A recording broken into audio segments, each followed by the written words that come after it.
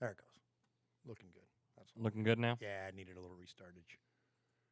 There it goes. There we go. Starting our stream. Hey. And I believe we are. Yep, we are absolutely live on the YouTube, fellas. What's up, YouTube? YouTube. That's the first time any of us have ever interrupted a stream. I know, right? You don't want to just interrupt the stream. No, you No, can't. It's not Yeah, good. yeah. It's not good. Yeah. Once you start it's hard to stop. It is kind of hard to stop. Yeah. You don't want to do that. You can blow out a gasket that way. Yeah, you can. Yeah. So welcome to the RFR pregame, the hard knocks of what happened? What happened? No, you're I laughing at was me? laughing at Hard Knocks. Oh, thanks, Mosh. Nice. We got a bunch of people already We in do. here. We got a bunch of people. We in the got chat room. 11 people in here. All right. Well, you know what? It must have been the preemptive strike we had. Yeah, everyone was sitting there waiting. Absolutely. Well, appreciate everybody joining us. Yeah, we got here. Ron in here, Tampa Raider, Rev Raider, Eye Patch. Oh, my gosh. What's up, fellas? We got a bunch of people Hardcore in Raiders in here. Well, and I guess we need to, should we start the show official? Let me bring up my little screenage here because we had to restart some stuff. All right, let me bring up that over here, and then this goes over here with this. Ron already. It's going to be a good show. I don't know gonna if be a there's good enough show. Mosh partial nudity to get me over this loss. Brother, there's a lot of me to get you over any loss. Yeah, there is. Oh, my gosh, that's awesome. All right, here we go. Welcome to episode number 152 of Raiders Fan Radio.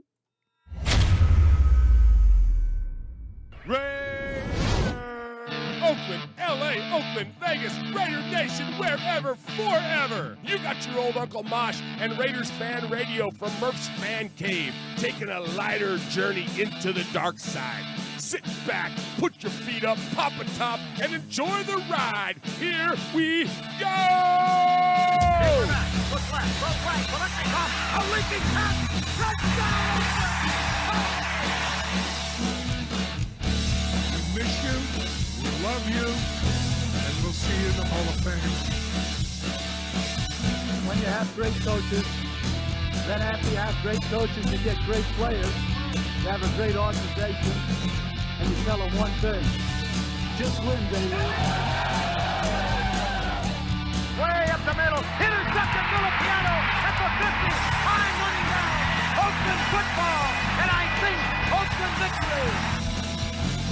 The Oakland Raiders have scored on the most seamless, unbelievable, absolutely impossible dream of a play. Well, I love this team. I think this team can win. I think this team can win.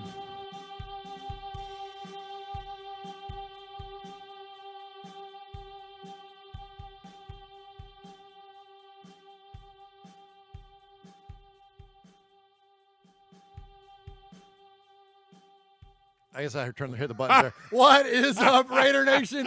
Your old buddy Murph back once again for what we hope to be a fantastic episode of Raiders Fan Radio, episode number 152 of Raiders Fan Radio, coming to you live from Murph's Fan Cave, the palatial Fan Cave studios here at palatial here in the Murph's Fan Cave podcast network, the ever expanding Murph's Fan Cave Network. So we will have plenty to talk about there. We got some fun, exciting news tonight. We're going to go over some fun news. We got some respects to pay, some condolences to give, and then we have some fun segments to get to as well. We're going to go in. We're going to go ahead and talk about Derek Carr. We're going to talk about the Chiefs game. We're not going to dwell on negative, but we are going to we're going to address the big old elephant in the room with number 4 on. Hey. What? Easy on.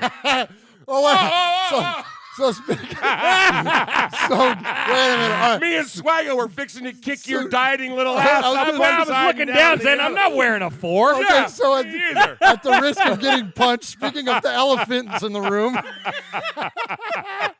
let's start off by going over to the Western Annex of the Murph's Fan Cave desk and welcome in the one I Uncle Mosh. got an issue. You got an issue? I got an issue. What's your issue? Dude, so you know what today is, right? It's Wednesday, right? Yes, today's Wednesday. Today is 50-cent corn dog day at Sonic. You're all about that. Yeah. So of all the things, what do? I go, oh, I'm going to go get 50-cent corn dogs. And Yeah. what do? Look. What'd you do? Oh, You got mustard on your I pants. got what on my pants? Mustard. Mustard? you didn't put ketchup You on that, mean did you? No, hell to the no. You mean like freaking Kansas City Chiefs mustard? Oh, Oh, Mosh. And I'm so fat, I only got one pair of pants anyway, right? And now I got mustard on them. And I go there, right? And I go there, and I got a pocket full of money, right? Yeah. And a couple of the kids are like, "Oh, get me a corn dog too." Okay. So I bought 27 of them, right? 27 corn dogs and a Diet Coke. And the girl goes, "Do you want these to go?" And I'm like, "No, I'll eat them here." Yeah. Of course, yes, I want them to go, you stupid. And I'm Mosh is on fire already. I love it. shoveling down about 5 of them on the way back to school, Yeah. right? So I can walk in my room with a bag of 6. You know, I'm like, okay, now who Yeah. wanted one? I go. You had 21 roadies? Yeah, I'm like, you got to remember, you know where the Sonic is. It's about 40 seconds from my school, right? I mean, I was doing the whole, throwing the stick out the window, man. I got mustard everywhere. And they're like, what happened? I'm like, one of them damn packets exploded on the way. I don't know. When she handed it to me, it must have had a leak in it or something. I don't know. Oh, my God. And it's, of course, the Sonic is right across the street from the place I got the donuts. Oh, yeah, nice. and if they weren't closed, How's it man. I've been in mourning. I've been doing this whole sympathy eating thing.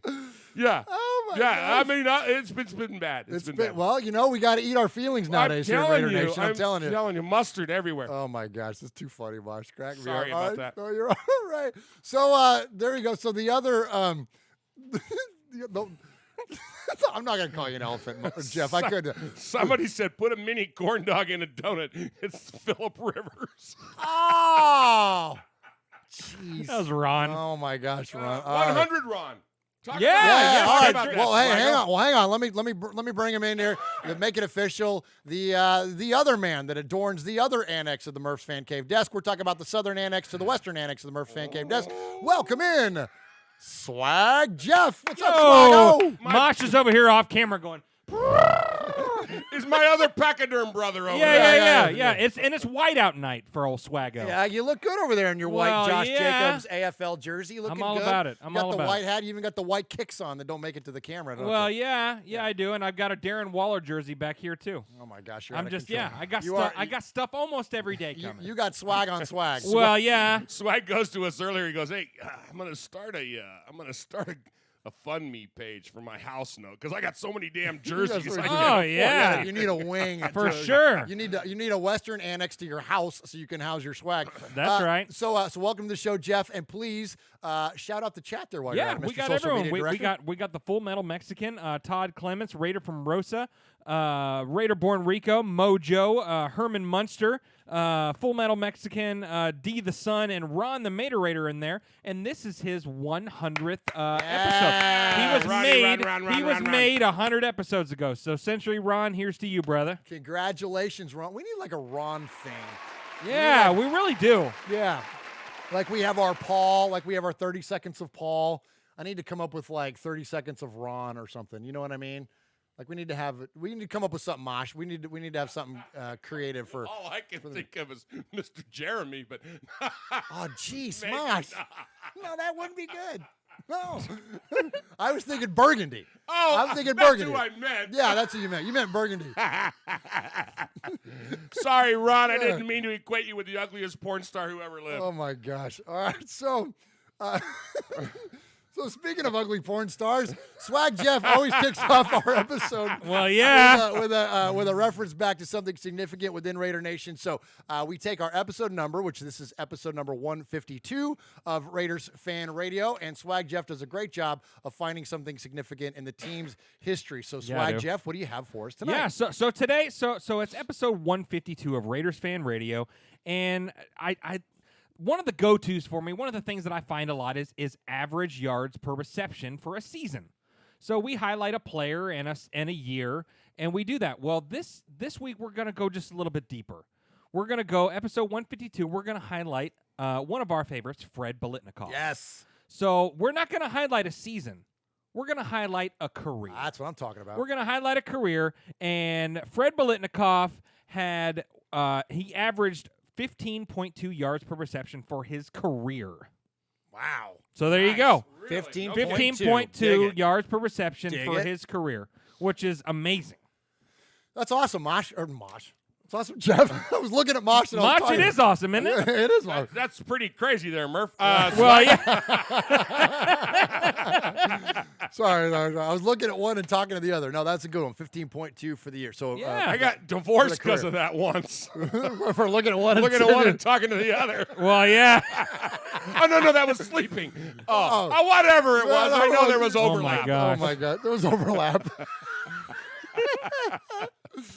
Oh man, we're on fire tonight. Okay, so look, it's gonna be one of those weeks, guys, and this is sometimes it's just the best way to deal with adversity and disappointment is just to freaking find You just gotta joy laugh in it out, man. You gotta laugh in it somewhere. So we do have one serious thing to get to tonight. Before we get to that, I would like to mention you can support this show in a multitude of ways. We have, look, hands down, the best chat room in all of the Raiders fan-created podcasts. That's not to take a shot at any of the other amazing peers that we have and other amazing people that are creatives out there, but I am a huge fan of our chat room. We hear it all the time. We read it all the time.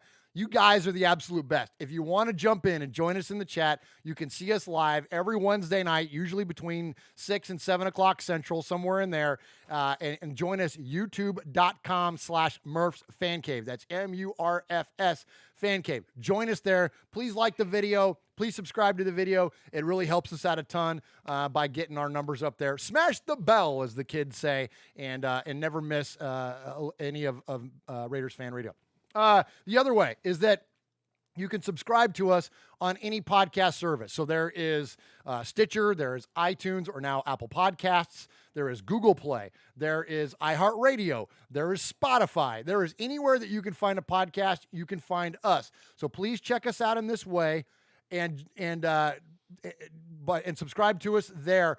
Those of you that have followed us on our app is no longer going to carry the newest versions of the show. When we joined up with this new service that's now helping us promote the show and market us, and we insert the ads and all that stuff. Anyways, we had to move away from using the app, but frankly, only a handful of you listen to us on the app anyways. We appreciate those of you that did, but by far, the majority of you listen to us on the Apple service or the Google service, or as I mentioned, the other things like Stitcher. So if you don't have one of those on your phone, if you're an Apple user and you don't use Apple Podcasts, well, then please do. And then same thing if you're an Android user. I use Podcast Addict.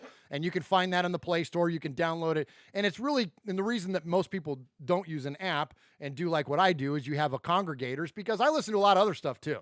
I listen to, whatever, all kinds of different stuff, Kevin Smith and Jay Moore and Tech Podcast. I listen to a whole bunch of them anyways. And so you can just include the Murph's Fan Cave feed in with all of your other podcasts. So whatever service you use, just search Murph's Fan Cave and subscribe to us, please, in that way. And it helps support our show. Uncle Mosh. So, Swaggy, Yes, sir. you're kind of in the biz like me through proxy, through your old man. Okay. What do they call it? What does Holly call it every morning when she says, "Hey, coming up after this commercial, Was it a tease? a tease." A So, tease.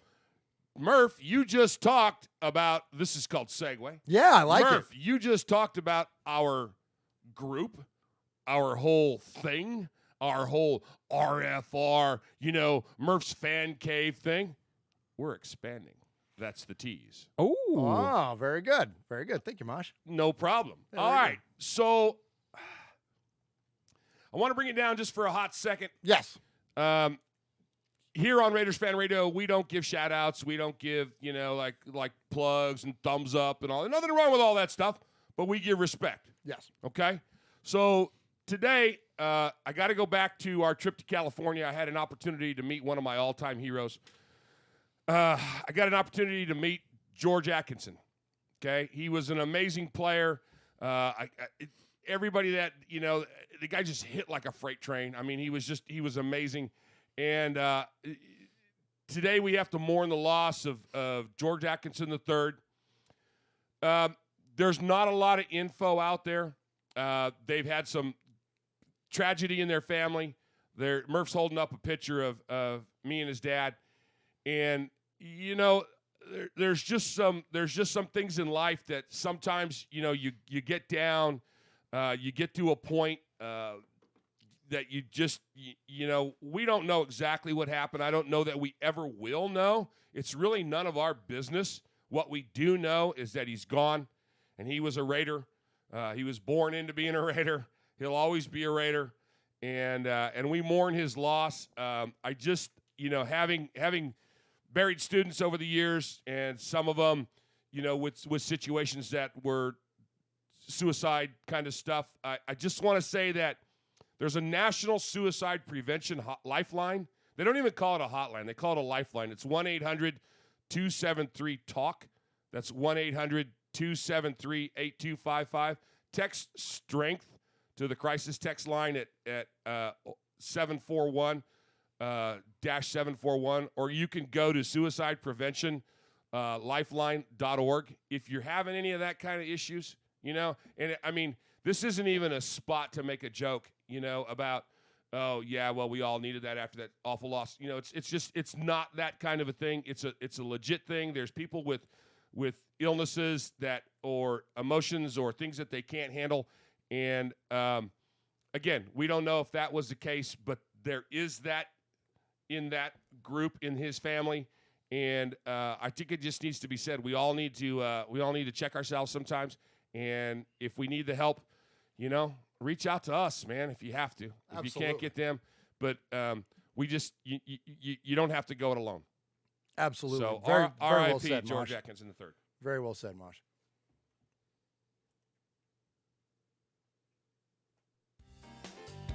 Hey, Raider Nation, I just want to say hello. This is Pastor Mondo of NationMinistry.net. You're listening to Raider Fan Radio with Uncle Mosh and my brother, Murf. Just win, baby.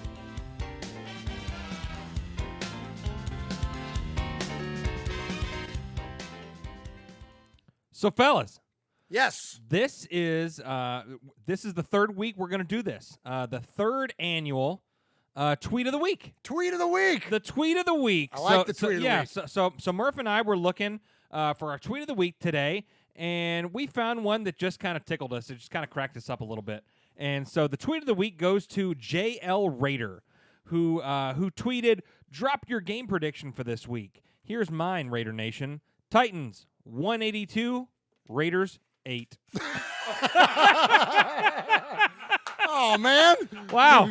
Hey, I'm glad he gave us the 2-point conversion. Yeah, well, and I saw someone reply and said, "Come on, man, at least give us 9." At least give us 3 field goals, right? Yeah, right. Yeah, that's pretty funny. All right, good job, JL Raider, and that's always fun. I like the new Tweet of the Week segment. That's pretty good. Wasn't a lot of funny stuff to read this week. Really wasn't. Really wasn't. Mm-mm.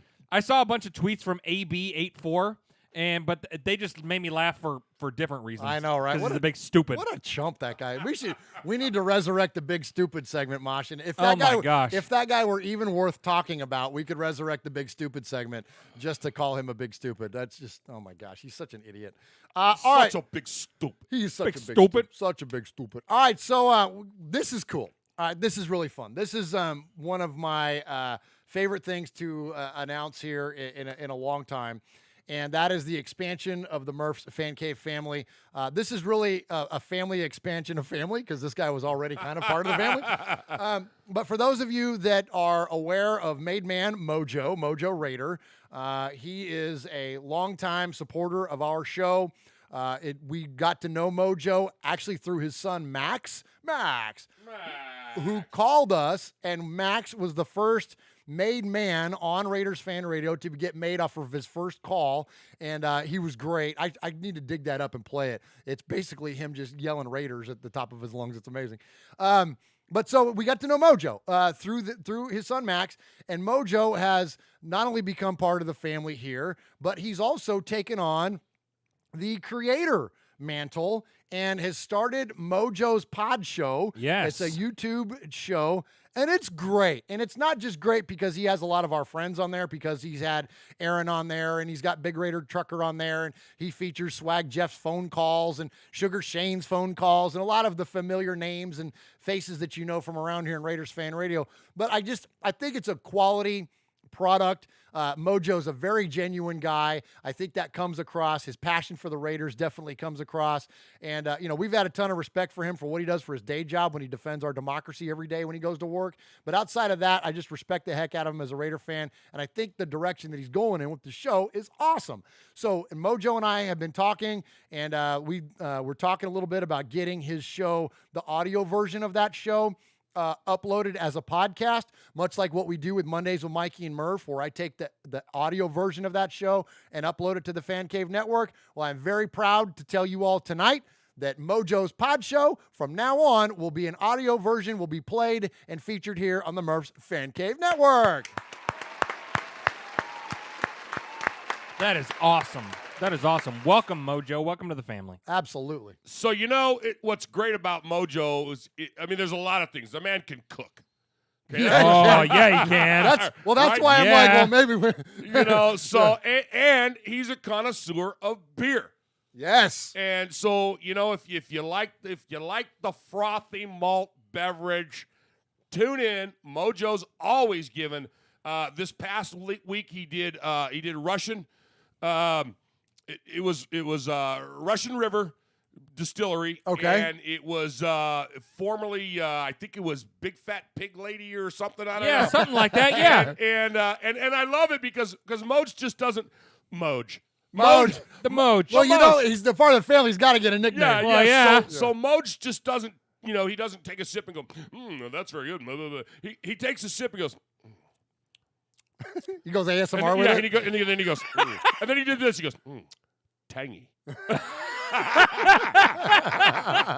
That's one of my love this guy. Yeah, that's one of my favorite segments on the show. Yeah, and of course he's always talking about us, and he's talking about the chat, and he's talking about all the guys that are in his tweet.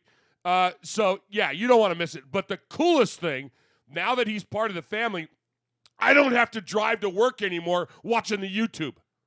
I can go back because I got an hour drive, so I can go back to napping when I'm driving. Yeah, and I can just turn it on the podcast, I can just hear him going, tangy. There you go. Nice. Congratulations, Mojo. Welcome aboard, my brother. Absolutely, man. We're so proud to have you, and it's going to be a lot of fun. For those of you that aren't familiar with the show yet, you will be. For those of you, again, that subscribe to the network. So when you subscribe to the Murf's Fan Cave Network, you get this show, the flagship show, Raiders Fan Radio. You get Mondays with Mikey and Murf, which just kicked back up this last Monday, and I think we're going to have a good run here for the rest of the way out for the last 4 weeks of the season. So expect to hear those. You can hear the Fan Club Blitz with Splatterhead, Tom, and Fitz. I have a new episode of that show to upload tomorrow night. You can hear Tales from the Nation one of these days when Swag Jeff decides to come over to the house and do a show. Oh, don't give me that crap. I'm just kidding. I'm kidding. That's a tough one for us to squeeze in on our schedules since now Swaggo is so much part of Raiders Fan Radio. And frankly, if we have a choice to have him be part of a show, we'd kind of rather have him here than do Tales from the Nation. So, but I promise that will be a priority at some point. Probably the off season. We'll probably start hammering those. Oh my gosh! During the off season, we're gonna pump probably them out. hammer those out. So and then now Mojo's Pod Show you will hear on the Murf's Fan Cave feed. So appreciate you for all of your support, and again proud to welcome in Mojo to the Murf's Fan Cave family. Nice. All right, boys and girls, pay attention. You got your old Uncle Mosh here with an update. That's right. I got some stuff for you. Take out a piece of paper, a pencil, a pen. Heck, use your pocket knife and carve the info into your dashboard as you're driving down the highway. First off, you need to like us on our fan page on Facebook. That's right. Go to Facebook at Raiders Fan Radio Podcast. Don't forget about the Twitter. You know your old Uncle Mosh, he twits now. That's right. Go to at Raiders Fan Radio. Also, don't forget the Instagram at Raiders Fan Radio. Or what about our website? That's right, RaidersFanRadio.com. Heck, if you want to, you can even email us show at RaidersFanRadio.com or call us on the Raiders Fan Radio hotline, 909-345-3346. That's 909-345-3346. Don't forget Murf's Fan Cave on the YouTube, where you can get all the show links like the Fan Club Blitz with Splatterhead and Fitz. Find all our stuff on podcast providers like Stitcher, iTunes, and Google Play. All right, did I hit the time limit? Good. All right, before we get going, Swaggo, shout out the chat. We got a lot going on. Yeah, we got Jesse Perkins, we got Herman Munster, Curtis Flores, Aaron the Q-Dog Raider, Ron the Mater Raider, Running Bear, Matthew. We've got everyone in here. Running Bear says Swag Jeff is a part of the best rookie class the Raiders have ever had. And we all agree, and except I think Jesse Perkins goes, as long as Swag Jeff doesn't have to read. He goes, I agree, Bear. Hey, I'm with you, Jesse. I'm with you, Jesse. Especially when you get stung by a beam. It's hard to read. Yeah. Yeah. A Jimmy Beam. Hey, so speaking of Mojo, so I didn't now look, Mojo's part of the crew. He's official now. So like Chuck Splatterhead McCann, when he calls or when Capo calls, of course, all you made men are part of the family and everybody in the chat too. But you know what I mean. Now that he's a content provider here on the Fan Cave, we can't include him in Sea of Fans anymore. Like, he can't be in that crew. So we're going to talk about the Chiefs game. We're going to dive into some of this. But before we get started on that, in fact, we're going to hear from some other people too. But let's lead off this segment by hearing from our buddy Mojo. Fellas, you know who you are. Much respect. It's your boy Mojo in San Diego. Just giving you a call. I'm not gonna delve off and dig up bones here, talk about the last 2 weeks. Onward. Time to think about other things. Time to think about this must win in Tennessee. Listen, Raider Nation. Listen, Made Men. Listen, Queen Haley. This is the deal. We got 4 games left to enjoy this NFL season before we're right back to where we were and where we're at every single offseason, jonesing for some live football. Okay. Other than the fact that I'm going to see most of you at the draft, go ahead and book your daggone hotel rooms in beautiful Las Vegas. We're going to be jonesing for football. Let's just enjoy this, okay? And I didn't bring up the Delta Charlie DC word in this call on purpose. I'm sure that the phone line's going to be flooded with that. Anyway, hey, Murph, Swaggy J, you two, and no disrespect, Uncle Mosh, but you two, man, I really, really appreciate all your support with the pod show. I can't thank you enough. Hey, until next time, just win, baby. Mojo out. All right, good stuff Nice. there from our buddy Mojo. Good job, Moj. It's good stuff, man. So there's just a little preview for you if you're not familiar with who Mojo is. And again, we're going to look forward to hearing him. So, yeah, man, that was a rough couple weeks. So, we had this Jets game where we went into New Jersey and got spanked by the Jets, and we all kind of felt like, wow, that was unexpected. And maybe that was the Raiders overlooking the Jets because we knew we had the Chiefs on deck, and we all knew what kind of significance and importance that game was going to carry. So coming into this game, we all had high hopes. We all had high expectations.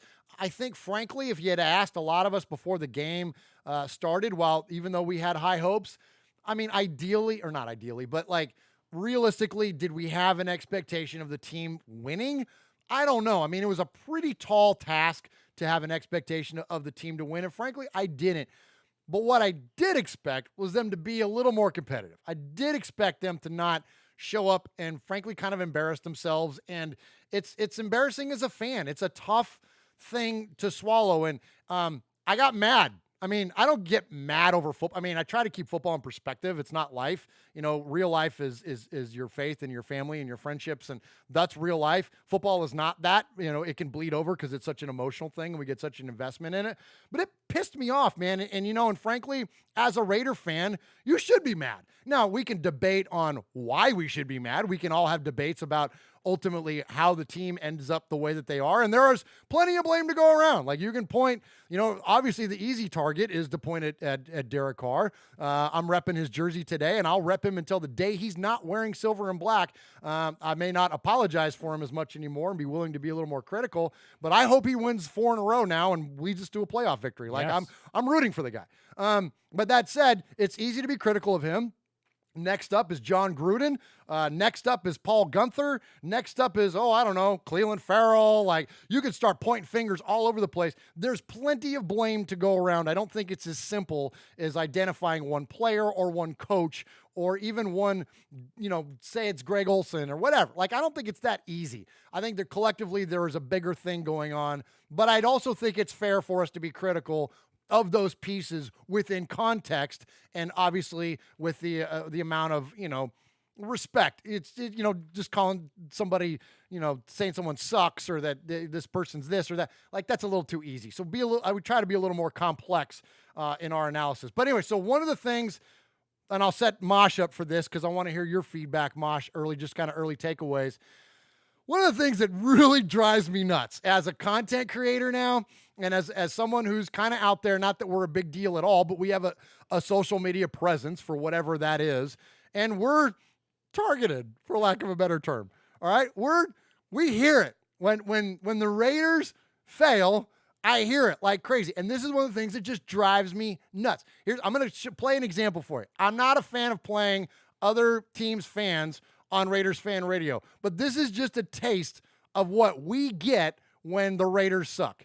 You have no chance in Arrowhead Stadium. It will be a bloodbath like no other. Look away, Raiders. Mahomes, the GOAT, the future of the NFL. The next 15 years will rule you and destroy every dream you have. And then you will move to Iowa, into the abyss of the unknown. From Kansas City, Chiefs Kingdom, long live Mahomes. I don't know what that guy was under the influence of, but it was something. But this is the kind of crap that gets floated at us. We get tweets, we get Facebook messages, we get phone calls, and you know what? What do we got now as ammunition? Not even a competitive football game to combat that. And it drives me nuts. But anyway, so I'm gonna say this before I turn over to Mosh. I'm a little angry about it. I'm still angry about it. Usually after a few days, I'm typically start to level out a little bit. Not as much this time around. I let a lot of words fly on Mondays with Mikey and Murph. I've heard a lot of feedback from that. A lot of it in positivity, a lot of it in agreement. Some points of view that are count, and it's fair. It's all fair. But this I know, as diehard Raiders fans, we should all be bummed, upset, unhappy, uneasy. Something should not be okay. You shouldn't feel okay about any of this. Now, how that manifests in you, whatever, that's your own thing. But this should not sit right with you as a fan. That's all I'm going to say. Mosh, what do you got on the game? Well, the game sucked.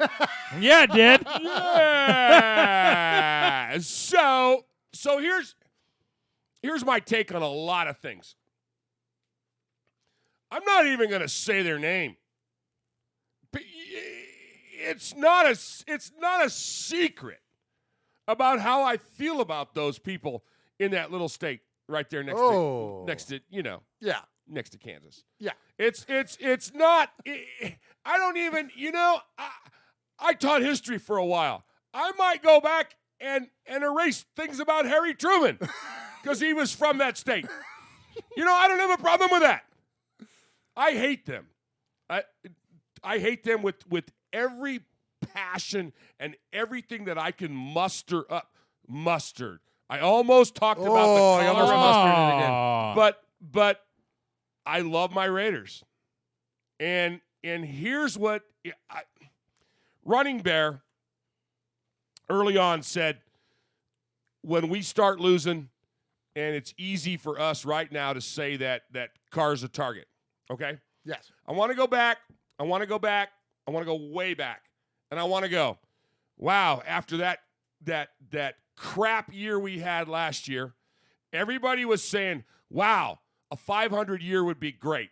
A 500 year would be great. Man, if we can get to 8-8, if we can have a 500 year, that would be great. Guys, we're at 500 right now. But nobody's saying that's great. Everybody's saying that it's a crap show, okay? It's not. Here's what I'm saying. We had 2 terrible games. We may go back and we may delete episode 31. We may wipe out all 31s in our history because we've lost the last 2 games by 31 points.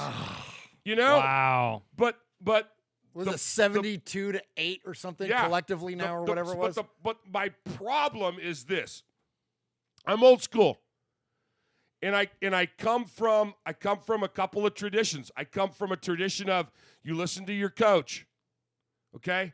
I come from the tradition of you do what you're told. You do what you dance with the one who brung you.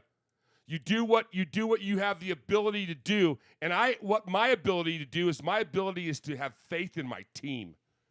And those guys make a whole lot more money than I do. They put a whole lot more time and effort into it than I do. And I'm not gonna back down on being a Raider fan. Yeah, my quarterback had a terrible 2 weeks.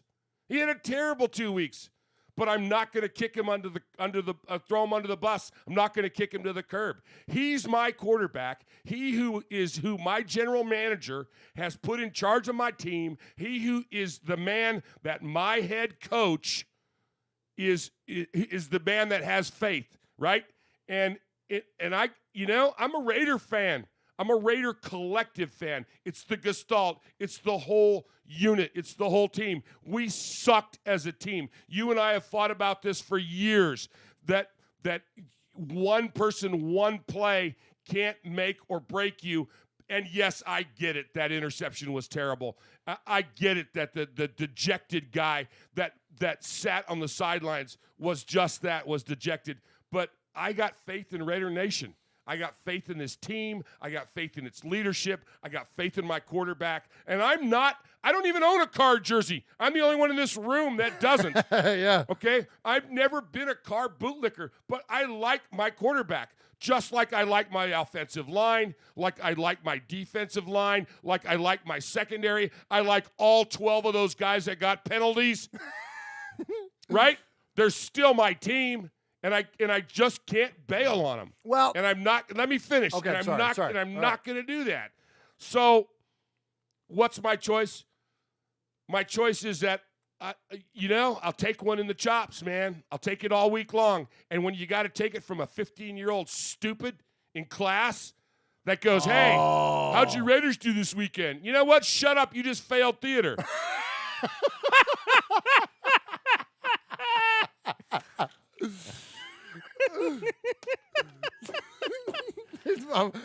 Mosh leans back. I guess now you're done. Well, yeah.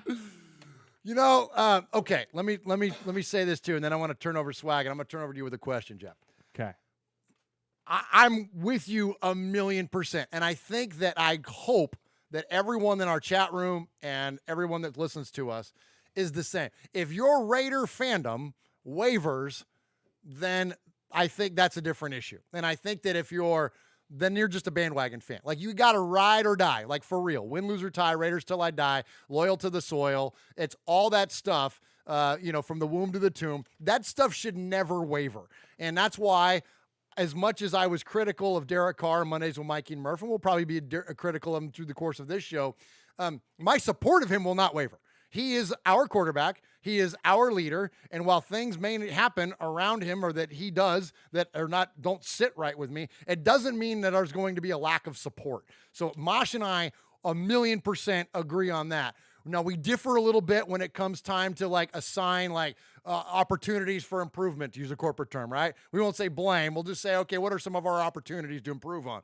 So we have a little bit different of a viewpoint on that, which is fine, and that's what sports is all about. It's all about healthy debate, and if anything on this show, I hope that you all can see that Raider Nation, you can have a healthy debate amongst one another and not have it devolve into name-calling or whatever, because there's been a lot of trash on social media this week. And if you're engaging in that, in vulgarity and taking shots at one another and threatening harm and all that, check yourself. It's still freaking football, man. Take it easy. But I think there's a fairness to debate on this. And like Uncle Mosh always says, debate is one of the highest forms of education, right? Education, absolutely. So look, you can debate on this stuff, and we don't always have to agree, but just be respectful of one another when you do it. So speaking of all that, so Swaggo, I want to throw to you, and I want to hear from you on this. Okay. Here's a question, okay?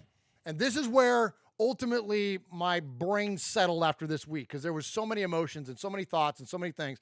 And as you guys know, anybody listening to this show long term, I'm an absolute diehard Derek Carr fan. I think he's an amazing human being. He guy brings people to Christ, for crying out loud. Like, in terms of life, he's winning, okay? But on the field, it's a little bit different. And so my question to Swaggo is this, is that in terms of Derek Carr, when you remove his leadership from the equation, when you remove his ability to influence lives and all those wonderful things off the field that he does, when you take away the leadership, the good guy, the family man, all that stuff, when you take that out of the equation, what is it that Derek Carr is doing right now today that warrants his unwavering position as the starting quarterback, undisputed starting quarterback of the Oakland Raiders, and his salary? And where I'm going with that is that I think at this point it's fair as a business operator, Jon Gruden, Mike Mayock, Mark Davis,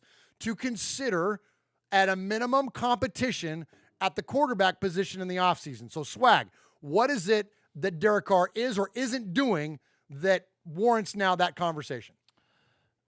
That's a tough question. It's a tough question because you took away the one I was going to say. It's just his leadership. You know, he really does. He hypes up the team. He gets everybody ready. But you know, I mean, he's doing what the coaches are telling him to do. And you know, I mean, there can be arguments to say that, you know, he gave up on some plays. He threw the ball into the dirt a couple of times. I don't know if he's making the extra effort to make plays happen when plays aren't there. You know, you look at some of the other quarterbacks in this league, like a Lamar Jackson or like a Deshaun Watson or like a Russell Wilson or some of these other guys. Josh Allen in Buffalo. But, you know, some of these. I love that kid. Well, oh my gosh, we had a blast. So much fun. I love that kid. So He's much awesome. fun, yeah. But, you know, you look at those guys, and when plays aren't there, they make something happen. You know, and so I got frustrated watching Derek Carr throwing the ball into the dirt on 3rd and 8 or whatever. And it's just, it was frustrating. It was frustrating to watch. And, you know, I mean, and like you said, I love the guy. And if he's in silver and black, I'm all about him. And, you know, and yes, and as a man of faith, for him to minister to people and to bring them to Christ and all this stuff, it's an amazing thing. But, you know, I don't know. The last couple of weeks, it really has started to make me down a little bit. You know, just a little bit. And, you know, so I don't know. Mosh, what do you got? I like that question. And I like the fact that it's a hard one to answer, because I like the hard ones. I'm not gonna shy away from it. But I go back to my roots, and I'm a coach, and you're a coach, and we've coached together, and we were all in when we had 7-year-olds. You know, yeah. I mean, we spoke every day. We were stupid about it.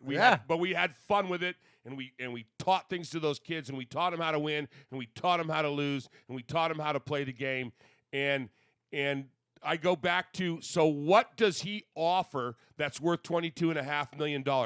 I don't know. I know that he's broken all the records.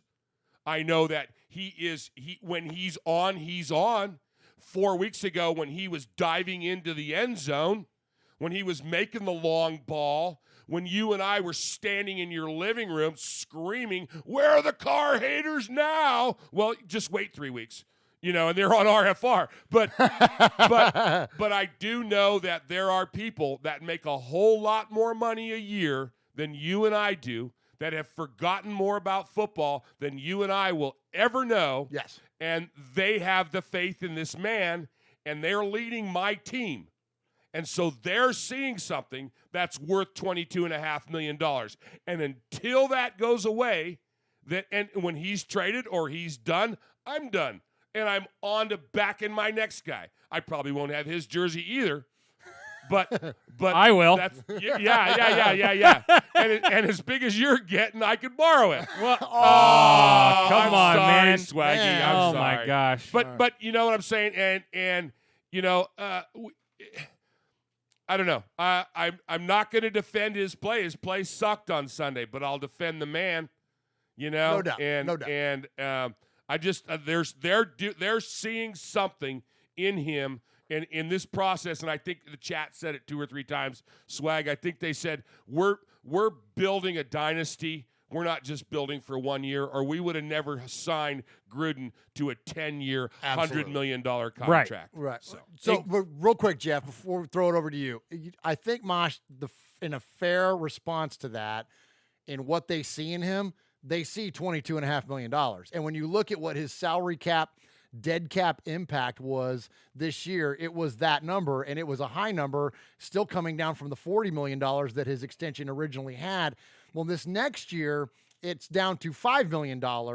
And so I think that when I made this comment on Mondays with Mikey and Murph, that when you start to assemble the pieces, the story begins to inform itself. And this is something that Swag and I were talking about before the show, is that now the Raiders are moving into a position where financially they could, I'm not saying they're going to move on from Carr. That's not what I'm saying at all. I'm just saying that if that becomes part of the conversation, that they have the ability without damaging the team long term, and that if they've lost us fans that are in the middle, not the stands, not the haters, but the fans that are in the middle, if Derek Carr is starting to move away from that support and it's starting to waver, and maybe it's starting to we don't know if it's wavering from the coaching staff. They're not going to say it if it is, but say it is, they're in a position financially and otherwise where they can acquire the talent to replace him, and it doesn't have the negative impacts that it would have if they would have done it this year. All the people that were screaming Kyler Murray for this draft, it was completely misguided because the numbers were too high. Well, next year the numbers aren't as high. Go ahead, Swag.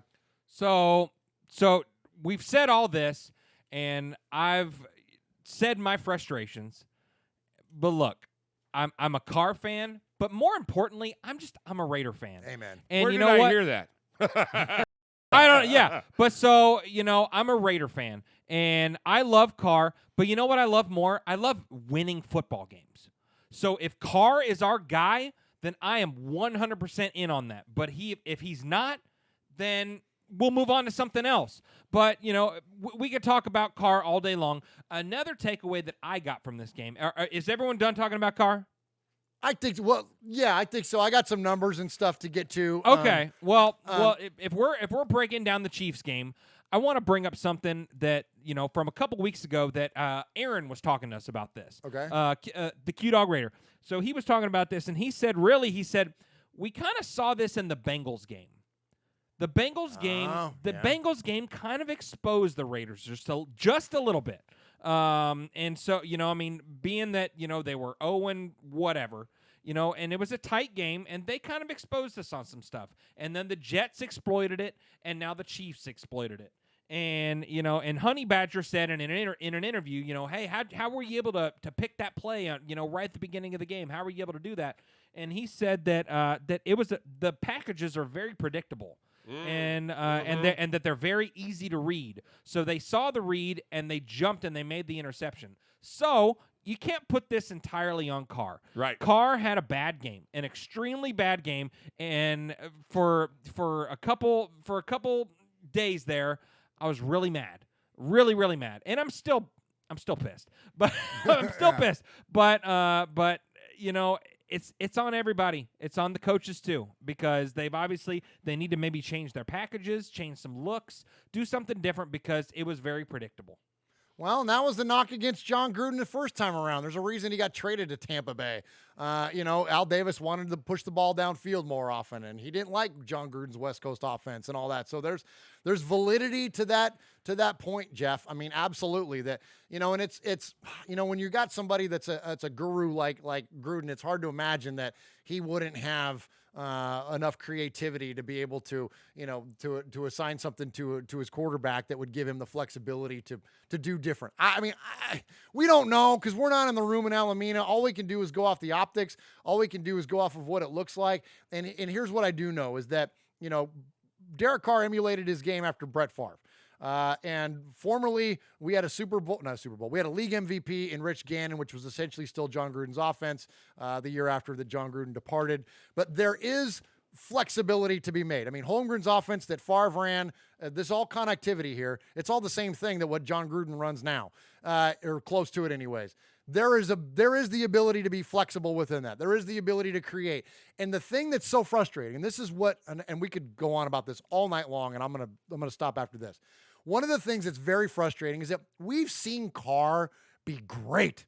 Yes. Like we've seen him be MVP caliber great. We've seen him we've seen his aggressive play. We've won 6 games, Oh my, well, and not even just this year, but throughout his career. I mean, Absolutely. everybody talks about 2016, but when you roll back the clock to 2015, he threw more touchdowns in 2015 than he did 2016. Right, He had right. 32 touchdowns in 2015. This guy's been great before, so we know he has that ability. So it's frustrating as a fan when you see check 1's not there, check 2's not there, check 3, oh, well, in the dirt. Like, that's frustrating because we know he's got the ability to go way beyond, to be more like Favre, to be more like Gannon, to take that thing to the next level. And that's where it's like, damn it. That's when you're watching it. You're just like, come on, Derek, you're better than that. And so one more thing, Swag, and I'm going to give it to you, and then I'm done on this. When we look at Carr, I'm not going to give you all Carr's career stats. You asked me if we were done about Carr, and this is why That's okay. I said no, and this is why I bounced back to it, because I think this has a lot to do with coaching and a reflection of it. When we look at Derek Carr's stats, he's thrown 138 touchdowns on his career and only 62 interceptions. He's got 21,000 yards. He's got more completions than Kenny Stabler. He is, by all likelihood, going to end up being statistically the best Raiders quarterback that we've ever had. That said, when you look at Pro Football Reference, and this is where I go for a lot of our stats that we share on the Where I show. go too. It's a great site. For those of you that that know us, you know we hate math, but we love numbers. All right, well, they have a really cool aggregator on their site. And what they do is they take players and they put them into this aggregator, and it spits out comparable players, okay? So you can look at players in terms of their careers and who they compare with. So this is what Derek Carr, career-wise, compares to. And when I read these names off to you, think about it, and you're going to be like, well, that's kind of about right where he plays. So if that's the case, is that the guy that we want for the foreseeable future? He's getting ready to be 29 years old. He's probably going to play another 7 years effectively. Is this going to be the guy? So here are his comparables according to Pro Football Reference, okay? Jameis Winston, Marcus Mariota, Colin Kaepernick, Jay Fiedler, Blake Bortles, Kyle Orton, Eric Hipple, David Carr, Stan Humphries, and Kirk Cousins. Yeah. Go ahead, Swaggo. So I don't even remember where I was going with this. No. So what we were talking about, we know Derek is better than this. We know Yes. that we've seen him make big plays. We've seen him come through in the clutch, and and when things aren't there, you improvise and you make things happen. Well, the league has really gone to that style of play. You can be a system quarterback, and have a decent career like a Marcus Mariota, like a Jameis Winston, like a Kirk Cousins, something like that. But really, the league is changing. The league is evolving, and you need guys that can make plays, can make things happen. We just talked about Lamar Jackson, Deshaun Watson, Russell Wilson, Patrick Mahomes, all these guys that they're a dual threat. They make things happen. I mean, we were talking earlier. You really don't see Russell Wilson throw it into the dirt. You don't see these guys doing that. And I'm not knocking Carr because I love Carr, and I think that's the most frustrating part about all this is that we've seen him do it. And we like him. And we love him. Yeah. We absolutely It would love be him. much easier if he was an asshole like Phillip Rivers. Exactly. You know what I mean? Exactly. But Exactly. we like Derek Carr. Exactly. So we love him, but so I don't know. So where do we go from here? People are calling for his head. People are doing all this, saying, "Oh, we're looking at Tua 2020 or Hurts 2020 or whatever." With the draft picks that we have, it may not be a bad idea. It may not be a bad idea in this draft to maybe look at something, and not to say that he's not our quarterback of the future. How about in the first round we take Jalen Hurts, Jerry Jeudy, Yeah, and then and team them up with Josh Jacobs, Exactly. and we just go and all have Alabama versus Clemson. Alabama West. Alabama West. We could literally Absolutely. Yeah, mimic- we'll have Alabama and Clemson all over again. All over. the roster. Yeah, but it's one of those things, so ain't nothing wrong with a little friendly competition. Maybe that's what lights a fire under him. I don't know what it is. Mosh, what do you got? I don't have an issue with his fire. He had a couple bad games. I'm sorry. I just don't have an issue with his fire. I know he was dejected. I know when he sat on the bench. I've coached enough athletes to see what was happening there, but I don't think I can write him off, and I'm not going to do it. I do love, and I got to steal this Q. Q had a great one. He goes, Marino, Fouts, Tarkington, Rivers, Kelly, Esiason, Moon, and now Carr. What do they all have in common? Great stats, no rings. Ooh, you know, Nice. it's hard to. But you know? again, my man is in there. This is his 6th year. He's in it for the long haul. I'm in it for the long haul. You know, and I can't. I just can't say or fault him for running his game plan. Now, I will say this, and you saw me do this when I was coaching your son. When you're given a script, for instance, here's the lines, here's the music, play it, okay? And I go, and I was telling Vinny, no, Vinny, you got to put a little bit more into it. Well, I was saying the lines, yeah, but you weren't feeling the lines.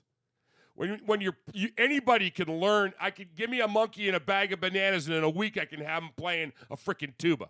You know what I'm saying? You can have him playing the notes, but you can't have him feeling the music. Yeah. And I think Derek wasn't feeling it these last 2 weeks. You know? Good analogy. So are we gonna wash our hands to him? Not me. I'm not a bootlicker saying, oh, I love Carr, I'm gonna get a jersey. But I am saying I'm sticking with my man. We're at 500. I predicted 500. Okay? We're at 500. If we end up 8-8, that means we had to lose 8 games. We're at 500.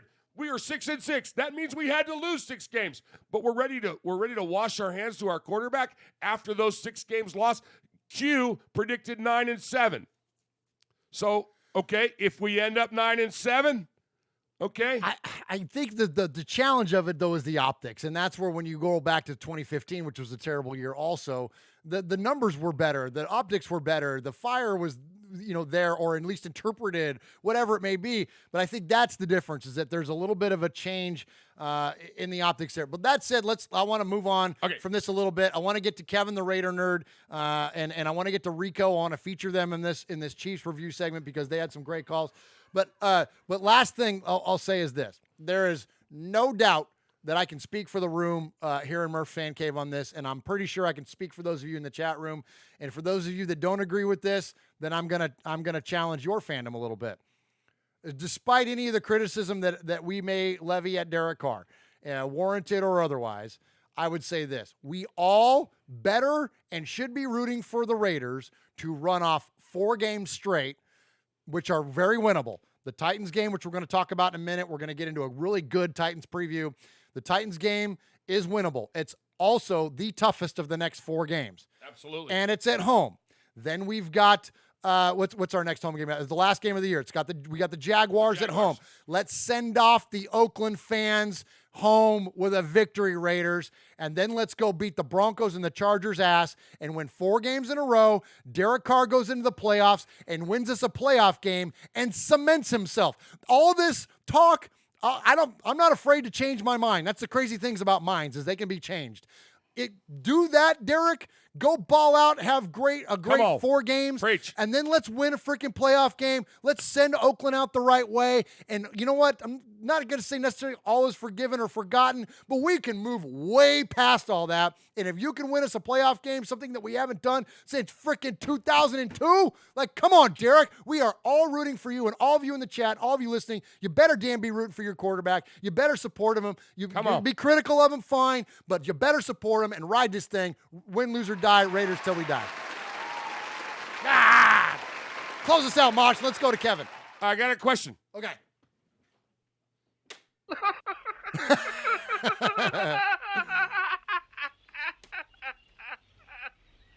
And now for something completely different.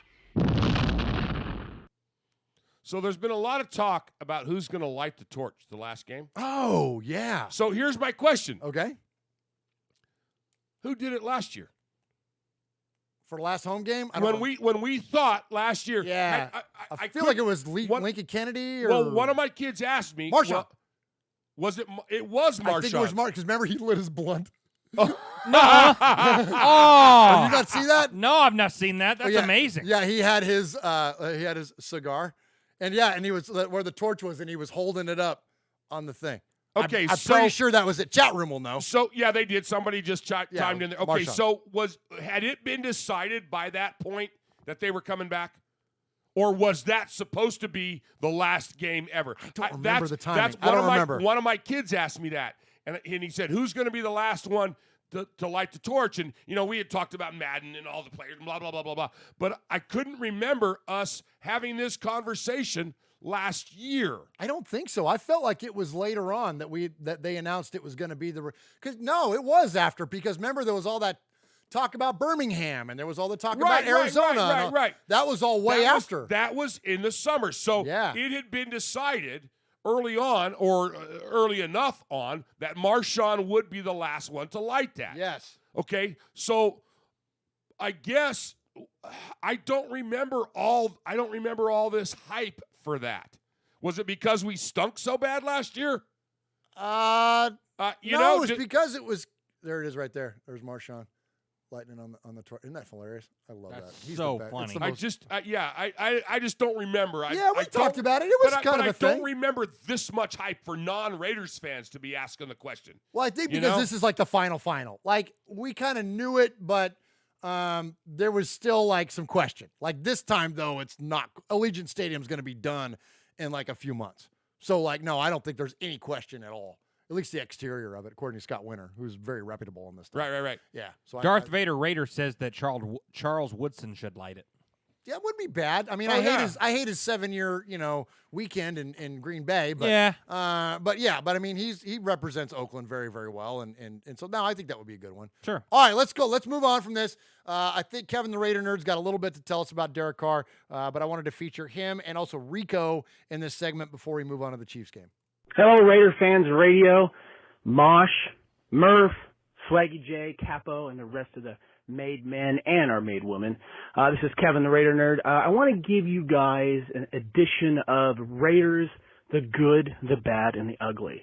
Let's start with the good. I'm looking forward to, in 2 weeks, heading up to Oakland to see our Raiders play Jacksonville in what is going to be not only the last Raider game in Oakland, but also the last tailgate, the last gathering of all these fans with a wonderful tradition over the years, and I'm really excited to be part of that. Also in the good, I want to talk about the RFR League of Record, the fantasy football team. I've been having a lot of fun there. Forgive me if there's already been an update in the show, but I just wanted to shout out the playoffs here. Of course, we've got Techno Bowl Raiders and Scottish Raiders having a bye because they're doing really, really well. Myself and Rough Raiders are going up against each other in the playoffs, along with Gruden Grinders and Capo, followed by the rest of you participation winners, Tida Raider, Royale with Cheese, Metcalf Fumbled, and Swaggy J. I just had a blast in this league, and I hope that we get to do it again next year. So please make that happen. Let's talk about the bad. Well, the Raiders over the last 2 weeks. It's just been horrible to watch. It's also been very emotional in a way that it almost makes me ashamed of this team and the way that they're not coming together. But when it comes down to it, it's all about the bad, and that's Derek Carr. I know, and I'm sure he's going to be a hot topic on this show. But my head, bro. For the first time in my Raider fandom, with Carr being our quarterback, I've been a defender of Carr all this time, and under this new regime, I've been defending him all this time. But for the first time in my Raider fandom, with him as our quarterback, I'm actually starting to doubt if he is the future of our team. And this is coming from me, Mr. Positive. Yep. And so, when you look at him, it's more about the eye test, not necessarily the stats. Good quarterbacks, no matter how decimated their receiver core is or whatever, which the Raiders have been doing everything that they can to bring players in, even off the street, to fill warm spots on the roster here.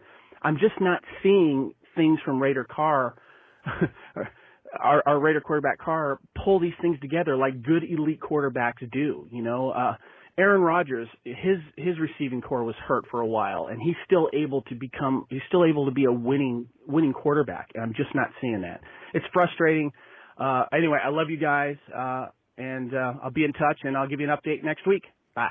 All right, appreciate it, Kevin, the Raider nerd. And yeah, I think that's ultimately the message, is that it's just starting to waver a little bit, and that historically has not been a trait for those of us that have kind of, been in the middle. Again, you're not a stan, as the kids say. You're not a hater, but you're just kind of in the middle. You're a Raider fan. Like, we're team fans, and so we support our quarterback, but there's been a little bit of wavering at this point. All right, we're running a little bit short on time, so I'm going to bounce into the next message that I wanted to play in this segment, because I think these are valid, and I didn't want to exclude anybody in the final 8 calls, so I just went ahead and lumped it in here. And so let's hear from our buddy in the Canary Islands, and that is Raider-born Rico. Hey guys, it's Rico here. So first of all, I want to pay all my respect to George Atkinson. Great man, strong man. I got the chance, the privilege to meet him in London.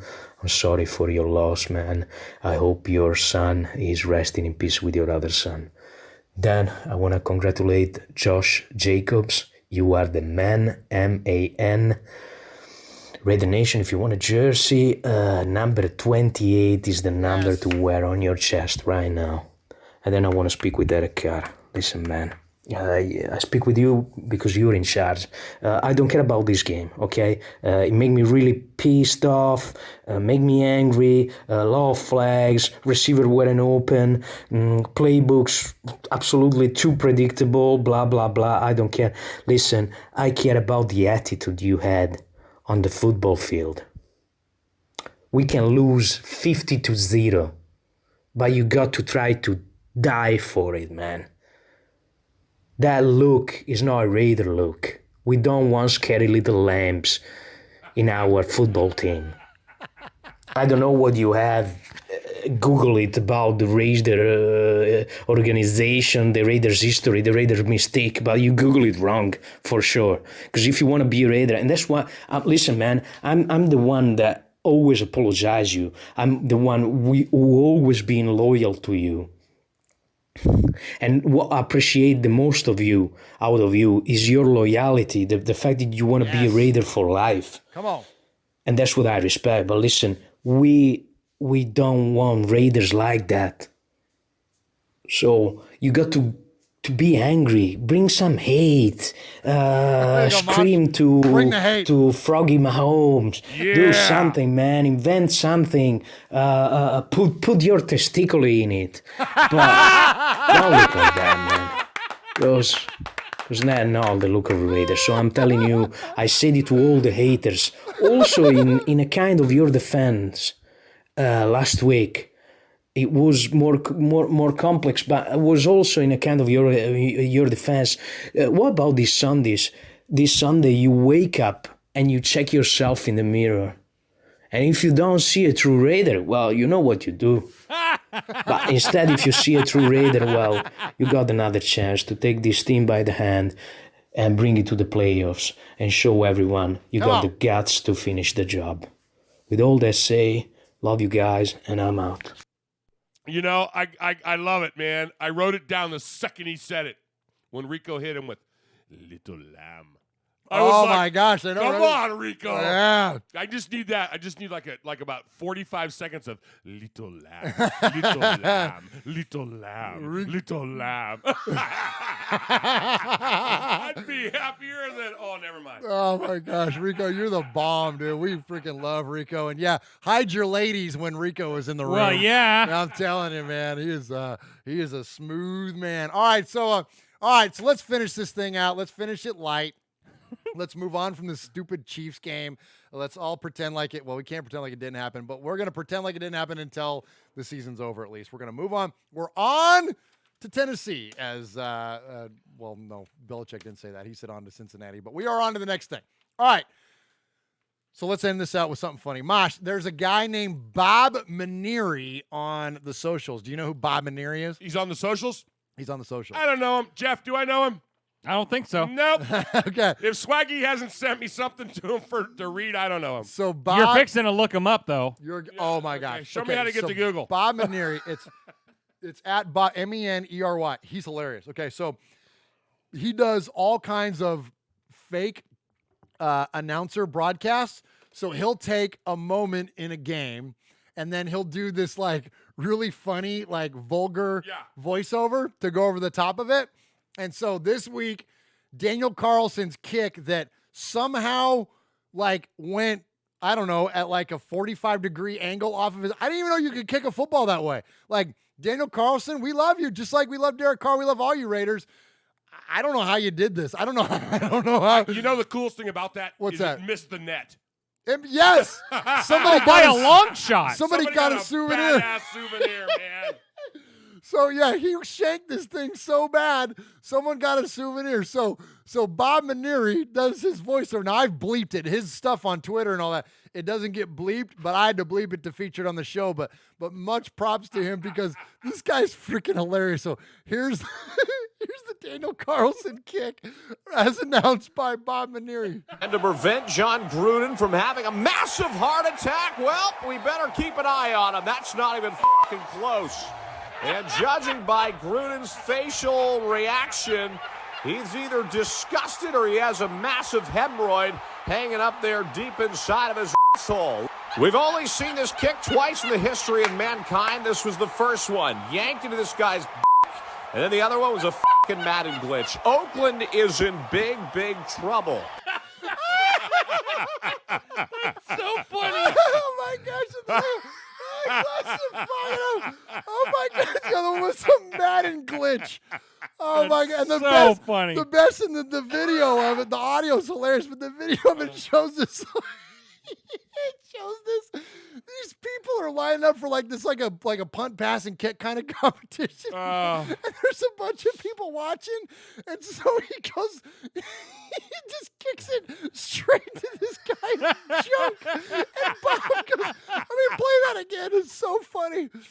We've only seen this kick twice in the history of mankind. This was the first one. Yanked into this guy's and then the other one was a fucking Madden glitch. Oakland is in big, big trouble. Oh, my gosh. Oh, my gosh. Oh, my God. Okay, yes, you're right. You're right, Swag. I am going to look this guy up. Well, yeah. Oh, it's so damn funny. All right, Mosh. Let's go to the Titans game. Oh, my gosh. That is so funny.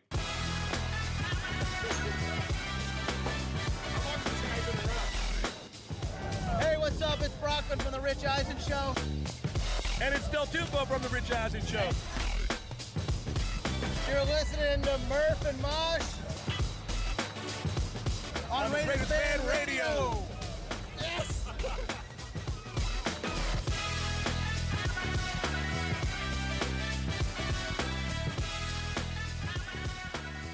Is our video up?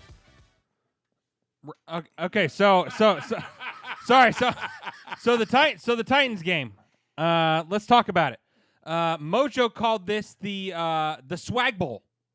Oh, nice. The Swag Bowl because it's old Titan Jeff versus new Swag Jeff. Nice. So it's a big game. You know, we talked about last week that this game was the biggest game in Derek Carr's career, and now you can argue that this game is the biggest game of Derek Carr's career. I think and the so. biggest game for the Raiders all season long. Absolutely. Because there's 4 teams right now fighting for the last wild card spot. You got the Bills at 9-3, and they're running away with the first spot, obviously. And so then you got the Steelers, the Titans, the Colts, and the Raiders. And this game would be huge. This game is huge. And so we have a little group text that we have going on. Oh, there you go. That's from Kevin the Raider Nerd, right? Yeah, he asked me to use the lens wipes in the chat. Well, so yeah. Thanks, Kevin. Absolutely. So we have a little group text going on, and they were obviously everyone was asking me about it. As a former Titans fan, current and forever Raider fan, they were all asking me about it. Said, so the Swag Bowl, well, what's gonna happen?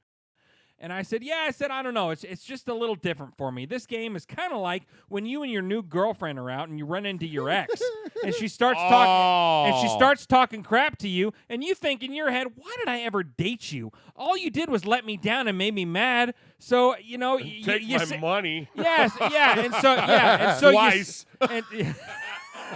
So you see him, and you think, I'm not with them. It really doesn't matter. but you really don't want to see them happy either. And, and really all you really want to do is see your new girlfriend kick your ex's ass. Oh, there you go. And so that's kind of how I feel about this. So it's a huge game. It is a huge game. It really is truly the last chance for the season. I mean, the Raiders are now sitting at 6-6, and so we have 4 games left. The Titans are the toughest game, arguably, of these last 4. Division games are never easy, but considering we have a home game in L.A., and then, of course, the Broncos, where we've always seem to have played well. There's a shot, man. We got a really good look at running off 4 games here, but it's got to start here, right? So I think there's a lot of good storylines on this, and it really is a chance for the Raiders to salvage their season. And again, there's only 2 more Oakland games left. Let that sink in. We got 2 games left in Oakland, man, and this is obviously one of them. And it'd be really nice to see the Raiders beat the Titans. So in terms of a preview, I have a preview to play here. But before we do that, I want to make a point about it and then throw it to Mosh. In terms of gameplay, I think it really boils down to, not to pick at it, but Derek Carr's ability to play against the Titans secondary. The Titans have a legit secondary. Kevin Byard, MTSU represent right here. Kevin Byard is amazing. He's a baller. He's a baller safety. Adoree Jackson is no joke. Logan Ryan is no joke. Kenny Vaccaro. They have a really good secondary. In terms of stats, their pass defense isn't as strong as what their rush defense is. But, they're going to challenge Derek. And we need Ty Williams to step up. We still don't have Hunter Renfrow. Trevor Davis is gone. So who are we looking at as our number 2? Who's going to be our number 3? What's Darren Waller? How does he fit into that? There's a lot to be said there for how the Titans secondary competes against our offense, and a lot of it's going to boil down to Derek and, of course, how we run the ball with Josh Jacobs. A lot more of that coming up. That's where I'm going. Okay, that's exactly where I was going. You want me to do it after that? No. Let me hear you first. I think our bread and butter this Sunday is going to be our run game. Yes. And not taking anything away from Derek, but I think our coaching staff is good enough that they're going to make adjustments. They're going to prep for this like I'm sure they prepped last week, but we got shut down. I wish you would have played that clip of the Kansas City player who was talking about how they were stealing the calls and all that stuff. What Jeff was talking about earlier? Yeah. But I think they're going to take that into account. But we have got to develop our run game. If we're going to continue, to 100% go with the West Coast offense, then we've got to do it in its entirety and the way it was designed. We've got to run that ball on that first down. And speaking of running the ball, we got to be able to stop Derrick Henry, and we can. We can. We're not bad against the run. We've beat bigger odds. We shut out who in Chicago. Yes. In London when we played Chicago. Yeah. So we can do this. We got to be there. We got to all be on the same damn page and have the same damn playbook and just be. Rico would say, we just have to be of one mind. Oh, you know what I'm saying? Nice. Mosh. Yeah, absolutely. And Carr has owned the Titans. We've seen it 3 times. We've seen it live 3 times in a row. This is the first time I'm on the good side. Yeah, you are. The first time I'm on the good side, Heck but Carr really has owned the Titans. Now, so we do have that going for us. Now, the counter of that, though, is that Tannehill has owned the Raiders. Because now, Marcus Mariota. and he's hot right now. Absolutely. So we need the Condor to come in and get all up in his grill. Okay, Max. Right. So that's a great point. And if we beat the Titans, we get. So Swag and I were breaking it down earlier. So there are 4 teams essentially competing for the last wild card spot. Yes. Because as he said earlier, Buffalo's at 9-3. They're untouchable. They're a shoo-in. They're a shoo-in for the first wild card spot. So that's why it sucked losing to Kansas City, because now we're out of the division race. So now we're forced into the wild card playoff. So there are the Raiders at 6-6. There are the Colts at 6-6. There are the Pittsburgh Steelers at 7-5 and the Titans at 7-5. Yes. If we can manage a win against the Titans, we will now have tiebreakers against 2 of the final 3 teams outside of us. Nice. So it's a big damn. Let's Yes. get this crap handled, Raiders. Let's go out there and whip their ass. All right, so let's hear this. This is about 2 minutes and 2.5 minutes. Raiders-Titans preview. This is awesome stuff, man. Breaks down the game and what we had to look forward to this week. We normally don't do big previews like this, but considering the importance of this game, I thought it was relevant. Make the long journey west this week all the way to Oakland for a battle between 2 teams that still have a shot at the postseason. Predictions are percolating, but first let's serve up a few key stats. Tennessee's motto these days should be, if it ain't broke, don't fix it. Look at him go. Stiff arms. He's a sledgehammer. He's in. Derrick Henry's latest big game put him over 1,100 yards for the season already, and he's now surpassed his season total from his breakout performance from last year. His latest performance marks the 3rd straight game he's rushed for over 145 yards, and it was his 4th 100-yard game. The Titans 4-0 in those contests. Now, as rough as the Raiders' D was last week, it wasn't the ground game that did them in. They held KC to 3.3 yards a carry, and they've played the run fairly well this year. Call them just above average, so it won't be necessarily a walk in the park for Henry. But it might be for Ryan Tannehill, because Oakland's weakest unit overall has been its secondary. They actually didn't play too bad against Patrick Mahomes last week, but are still bottom dwellers in passer rating allowed, yards per game allowed, rating allowed, and yards per attempt allowed. And speaking of Captain Career Revival, Tannehill remained as hot as ever last week. Going deep, and he's got him. It's a touchdown! The thing with Tannehill has been how efficient and consistent he's been. Over 70% completion rate and a passer rating over 109 in 5 of his 6 starts. His counterpart, however, cannot say the same. Passing weak, and here we go, the defense with the steal and the run back. Derek Carr had another stinker last week, 2 picks against 1 TD pass, and for a second game in a row, had a passer rating under 72.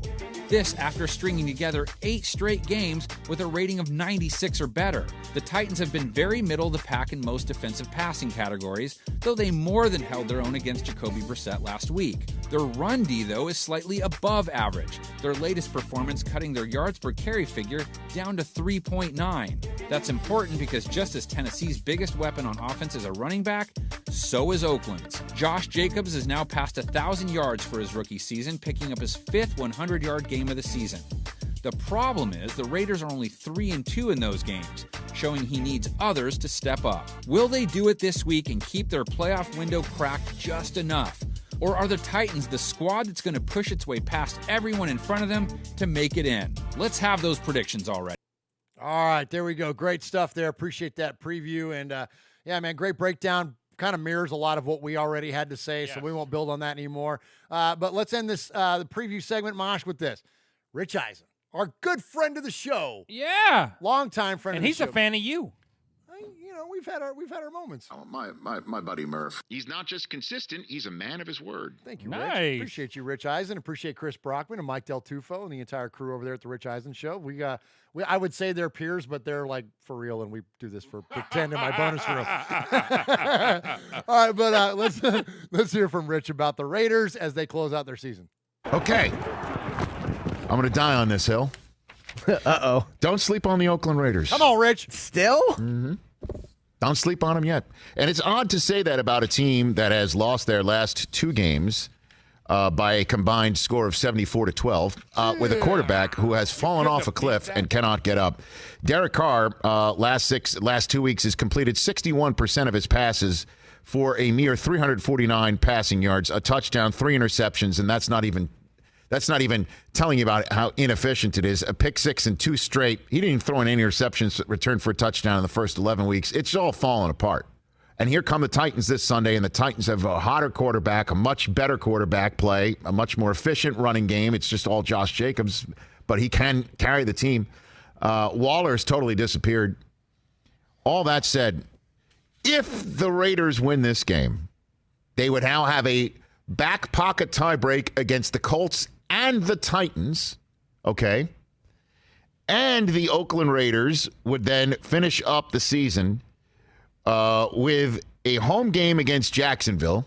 By the way, Gardner Minshew in the black hole. I'm all in for that. Yeah, right. Then they're at the Los Angeles Chargers, where the Raider fans will basically have the home field advantage based on the way we've seen how Chargers home games played out. And then they're at Denver. Don't sleep on them. That's all I'm saying, which is a very easy way out of not truly saying they're going to make the playoffs. As I said, they would as a 10-6 team. They'd have to win out for that to happen. Just don't sleep on the Raiders just yet.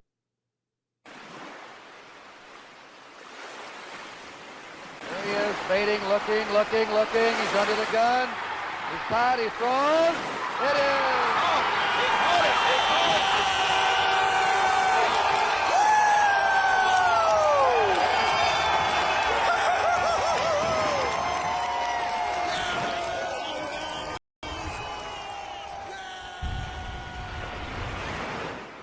All right, Raider Nation. So one of our favorite parts of the show is, of course, the Sea of Fans mailbag. This is where we hear from you, Raider Nation. We hear from you via email or via voicemail.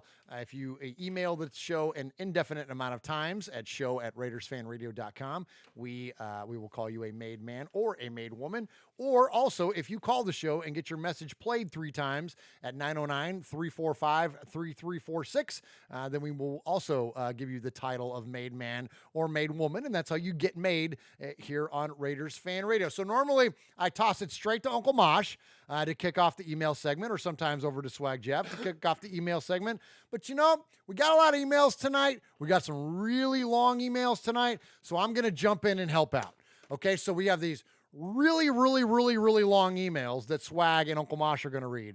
And I'm going to help them by reading the one that has 2 lines. So, Murph, Uncle Mosh, Swag Jeff, Vinny, and Raider Nation. My mom always told me if I couldn't say something nice, don't say anything at all. Thanks, Frank from NorCal. Oh, that's great.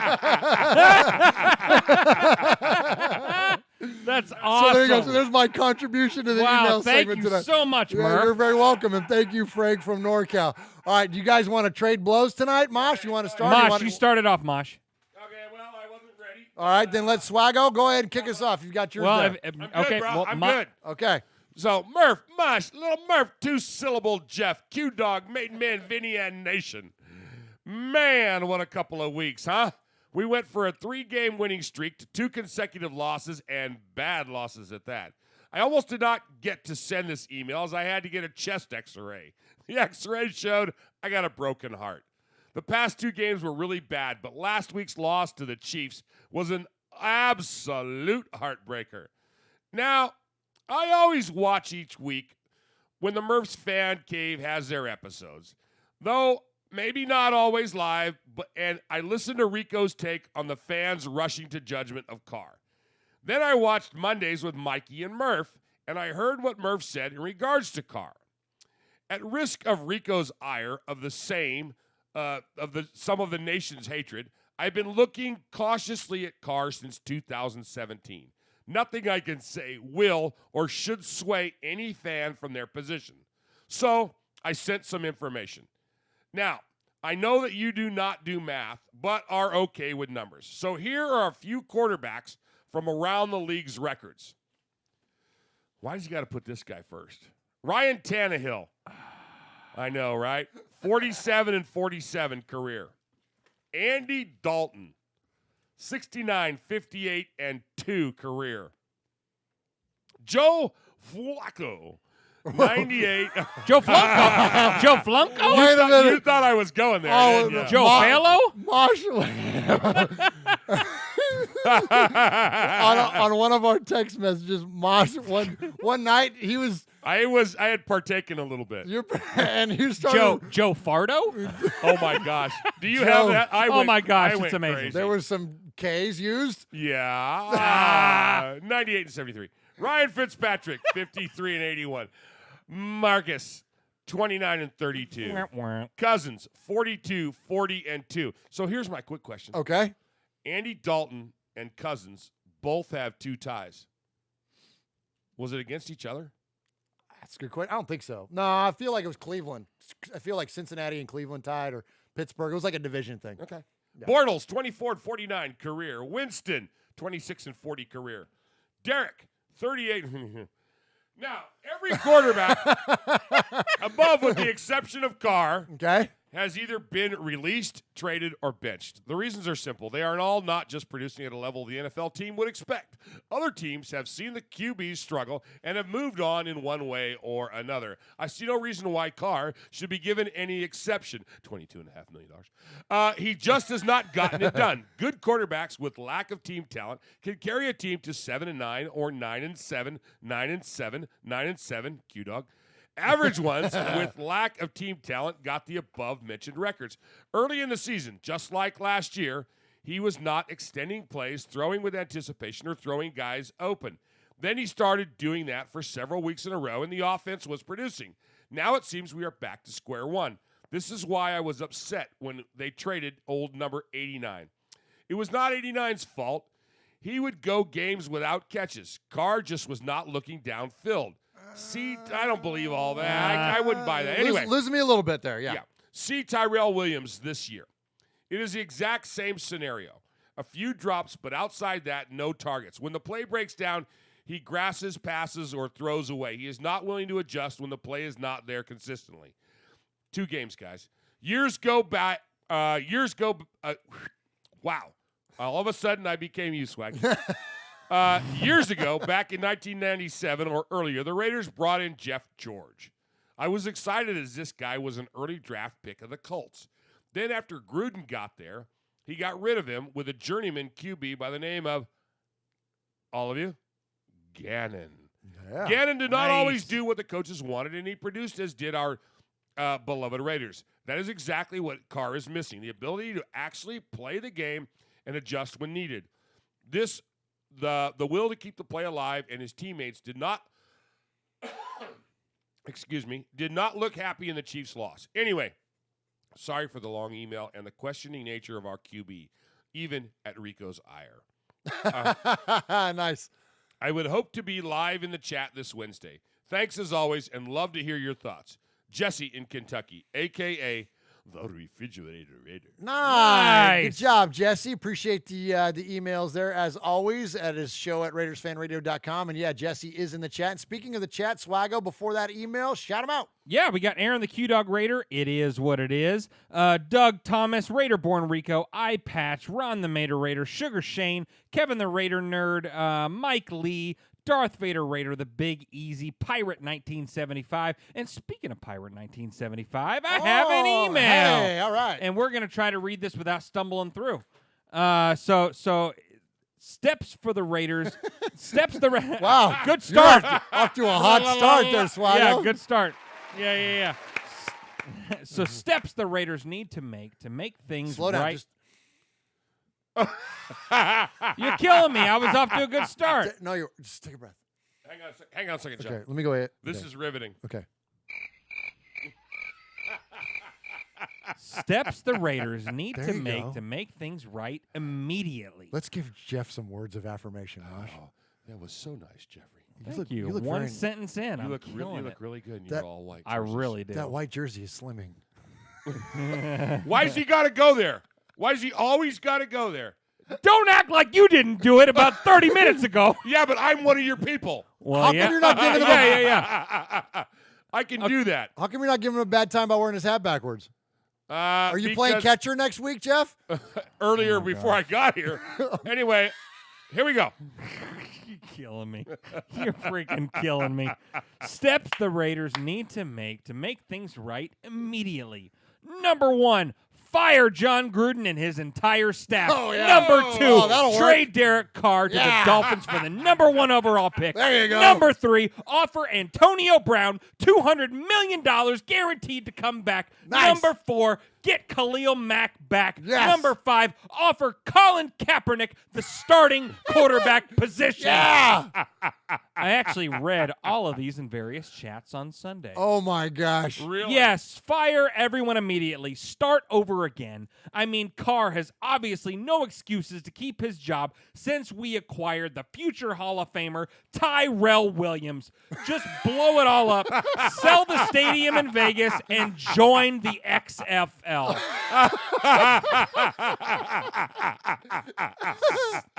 Stop. Oh, Okay, seriously now.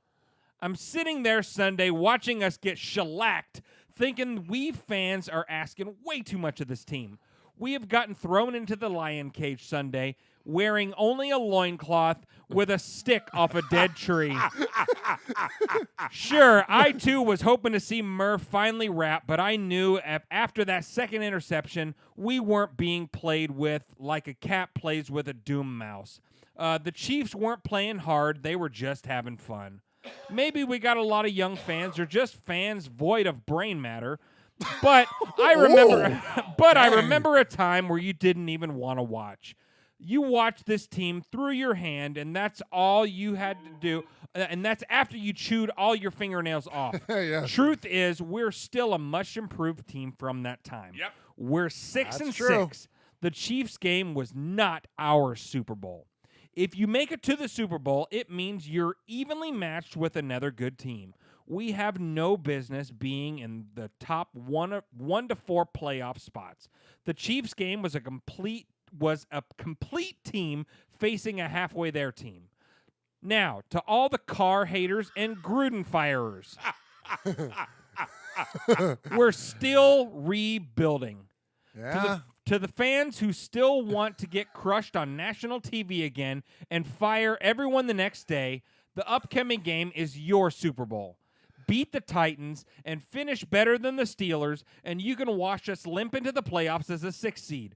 Maybe Deshaun Watson will miss his flight, or Lamar Jackson will step on a Lego the morning of the game. Come on, guys. Listen, my point is, be positive that we are all that we are what we are and where we are at this point. If we happen to secure a wild card spot, cool. If not, that's cool too. We got a draft to go to, guys. Till then, just have fun with it while enjoying your favorite adult beverage. Be a Raider fan, and please chill on the pink slips. The greatness of the Raiders is in its future. Pirate 1975. Wow. Well done. Good job, Nice. That was 75. killer. Good job. That was killer. That is awesome, man. Great email. So funny. Appreciate the point. Very salient, as the kids say, Mosh. Yeah. Do the kids say salient? I don't even know what that means. I've never heard that word ever. Really? Sicilian. Our family. Yeah. No, salient points. Okay. Is that a math thing? No. Like if it's salient, it means like it's very like tangible, like real.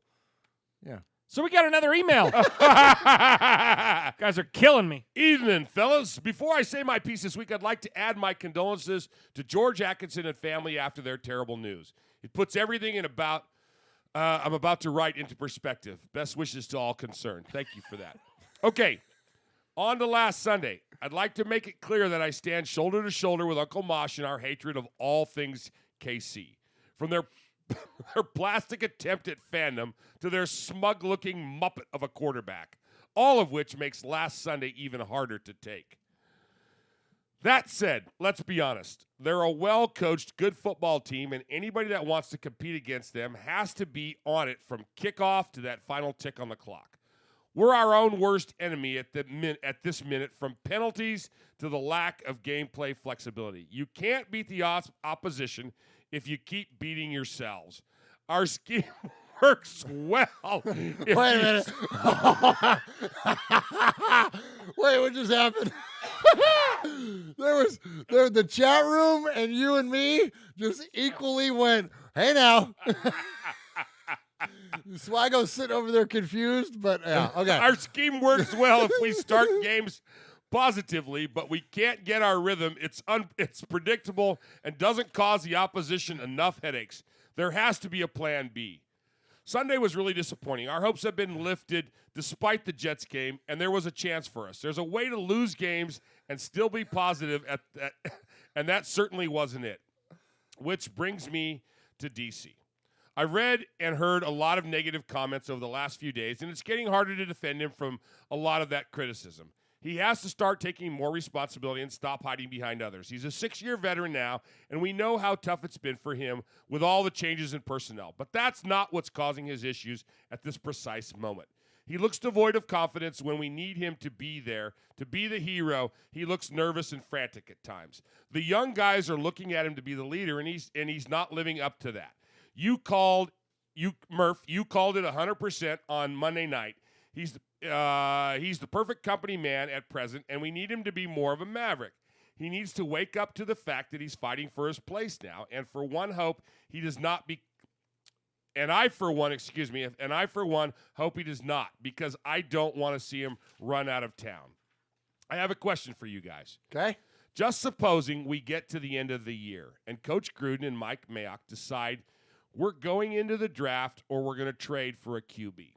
Who's to say we'll look for a player like Lamar Jackson or Kermit, as some critics would have us believe? Doesn't it seem more likely that we'd go for a QB that fits our current system? I can't see Coach Gruden having a radical change of system over the summer. Anyway, we got 4 games left, all winnable, which would give us a chance of finishing the season in a positive way, which is vital for our mindset going into next season and critical if DC is still to be at the wheel of the ship. One Sunday's defeat is taking a little longer to shake off, but by the time I've listened to the podcast, I'll be ready to go again. Love you, Raider Nation. His Lordship, yes, Paul Egerton, Shropshire, Mississippi, Polly Award winner 2019, Sizzler scorekeeper, proud made man, and 2-time winner of the Raiders Fan Sizzler Award. Nice job, Paul. Appreciate the email. Great job there. Great job, Swag and Uncle Mosh, on reading those emails. Appreciate you guys. And, we're starting to run a little short on time, so I want to get to the emails and jump in, or the voicemails and jump in there. But just to answer his question, I mean, Jon Gruden was also in love with Kyler Murray. So I don't think that he's absolutely beholden to his system and finding someone like Burrow or Justin Herbert or whoever to fit into that. And there are a plethora of quarterbacks. Well, yeah, we looked at it, and Jalen Hurts is ranked like the 18th best quarterback coming out of this draft or something bananas. Like that, which is insane. So a third-round pick could, And the Raiders have 3 third-round picks, 2 first-round picks. Yes. So we essentially could draft a wide receiver, a number 1 wide receiver, a defensive back, and in the first round, and then the third round pick up a late quarterback, like someone just to develop and play behind Derek for a year. Sure, why or two. not? Like, absolutely, it's entirely possible. So, all right, let's go to the voicemails. We always kick off the voicemail segment with our capo. He's the captain, and he is Aaron, the Q-Dog Raider. Greetings, it's your capo, Aaron, the Q-Dog Raider, coming to you from the great state of Texas. Murf, Mosh, Sonny, Little Murf, Swag J, all the made men nation. So we're at a crossroads. We got a peek behind the curtain. We've hoped, we've aspired, we've wished upon a star, but it's just not going to happen. We've come to the realization that number 4 may not be who we need to have leading us to the promised land. Now, we're getting ready to move to Las Vegas, and the stakes are high. The team has gone all in. We've made some fine acquisitions, but it's a somber day.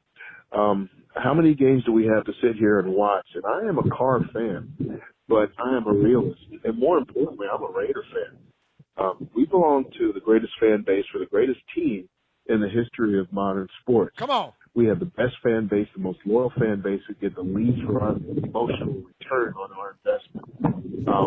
It's time to look elsewhere. The age of the mobile quarterback is here. I don't know if you guys want to accept the fact, but if you look, Seattle, you see what's going on in Baltimore. You see what's happening down in Houston. You see what's going on in Buffalo. We need a dual-threat quarterback. Cam Newton, once he's healthy, he's going to be on the market. We take a flyer. We got this kid coming out of Oklahoma by way of Alabama. Jalen Hurts. We need to look at that. That's all I got. Everything's on the line this week. Everything is on the line this week. We can't blow it. Hit list, whoever that punk Davis was that we got from Green Bay. I'm out. Bro. All right, I like that he puts Trevor Davis on the hit list. And, yeah, Trevor Davis is now gone.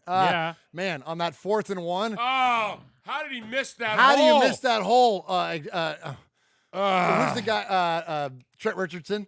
Yes. Reminded me of Trent Richardson. Like it's right there. Yes. Like, turn left. Oh, my gosh. He should have turned like the punter, or the kicker did. if he could have cut at the angle of Daniel Carlson's kick, then we'd still be driving for a touchdown. Yes. All right, let's hear from. So here's our great 8 for the night. Out of these 8 calls, and of course the emails that come in, Uncle Mosh will evaluate with his very structured evaluation system and put it through the Uncle Moshinator and determine who this week's Sizzler Award winner is. And so let's kick it off with our buddy Daniel Mangus. Raider Nation, this is Daniel Mangus once again calling from Fremont, California. I just want to put this in perspective. The people that were jumping on the bandwagon right now, time to hop off. This sport is only for the true diehards. It ain't over till we are mathematically out of it. So, in my eyes, we still have a chance to play us. Everything we want is still in front of us. We just have to go in there and handle our business. Just handle what's in front of us. Let the rest take care of itself. That's what everyone says. Every single captain that speaks. Just handle your business. Take care of what you can control. Let the rest take care of itself. We're going to finish the season out strong, and we're going to see how many wins we have at the end of the time. I'm so happy at this team. I'm very, very proud of my team. Oh, yeah, and Swag Jeff, no jumping to the Titan bandwagon just because. No jumping bandwagon. You're either a Raider for life or you're not. That's right. Raider Nation for life. Thanks for taking my call. Hey, it's Raiders for life, baby, from womb to the tomb. Well, I guess from my first visit to Murf Fan Cave to the tomb. Yeah, I'm all in. Well, it took a few years. But yeah, actually, I think it only took about 20 seconds because I don't think you guys ever tried to recruit me. No, well, you know what it took? And this is why, one of the reasons why your name is so apropos. It took me the idea of going, hey, Jeff, you want a hat? And you're like, oh, yeah. I'm like, well, yeah. You can't wear that hat and not be a fan. You're like, oh, I'll be a fan. I'll be a fan. Well, and so it's funny. So we talk about that. So I've told some of my friends in my personal life and people that I work with about our show. Yeah. And they go, what are you a Raider fan for? And I used to say, well, I'm got a on hat. a podcast and I have a hat. But now, with you guys here, I say, my family's Raider fans. Oh, there we go. My family are what Raiders. it's all about. My There family is a bunch of Raiders. There you go. Hey, Raider Nation is 4 life. Was it that way? Was this way? Mosh, there we go. 4 life. Was that it? Let's see. Let me go to you. There you go. 4 life. For life. NWO and Raider Nation, 4 life. Well, yeah. All right. I think, Jack, this is your second call. I'm not good at counting. I can't count to 3, apparently. So I think this is your second call. If it's your third, I'm sorry, and we'll get you your Made Man music. But I think this is your second call. This is Jack in PA. Murf, Mosh, Swag Jeff. This is Jack from PA. Hey, just wanted to call. Wish you guys all a happy Thanksgiving. I know my voicemail won't be played till the following week, but I hope your Thanksgiving was fantastic. Hope you got a little food coma going on.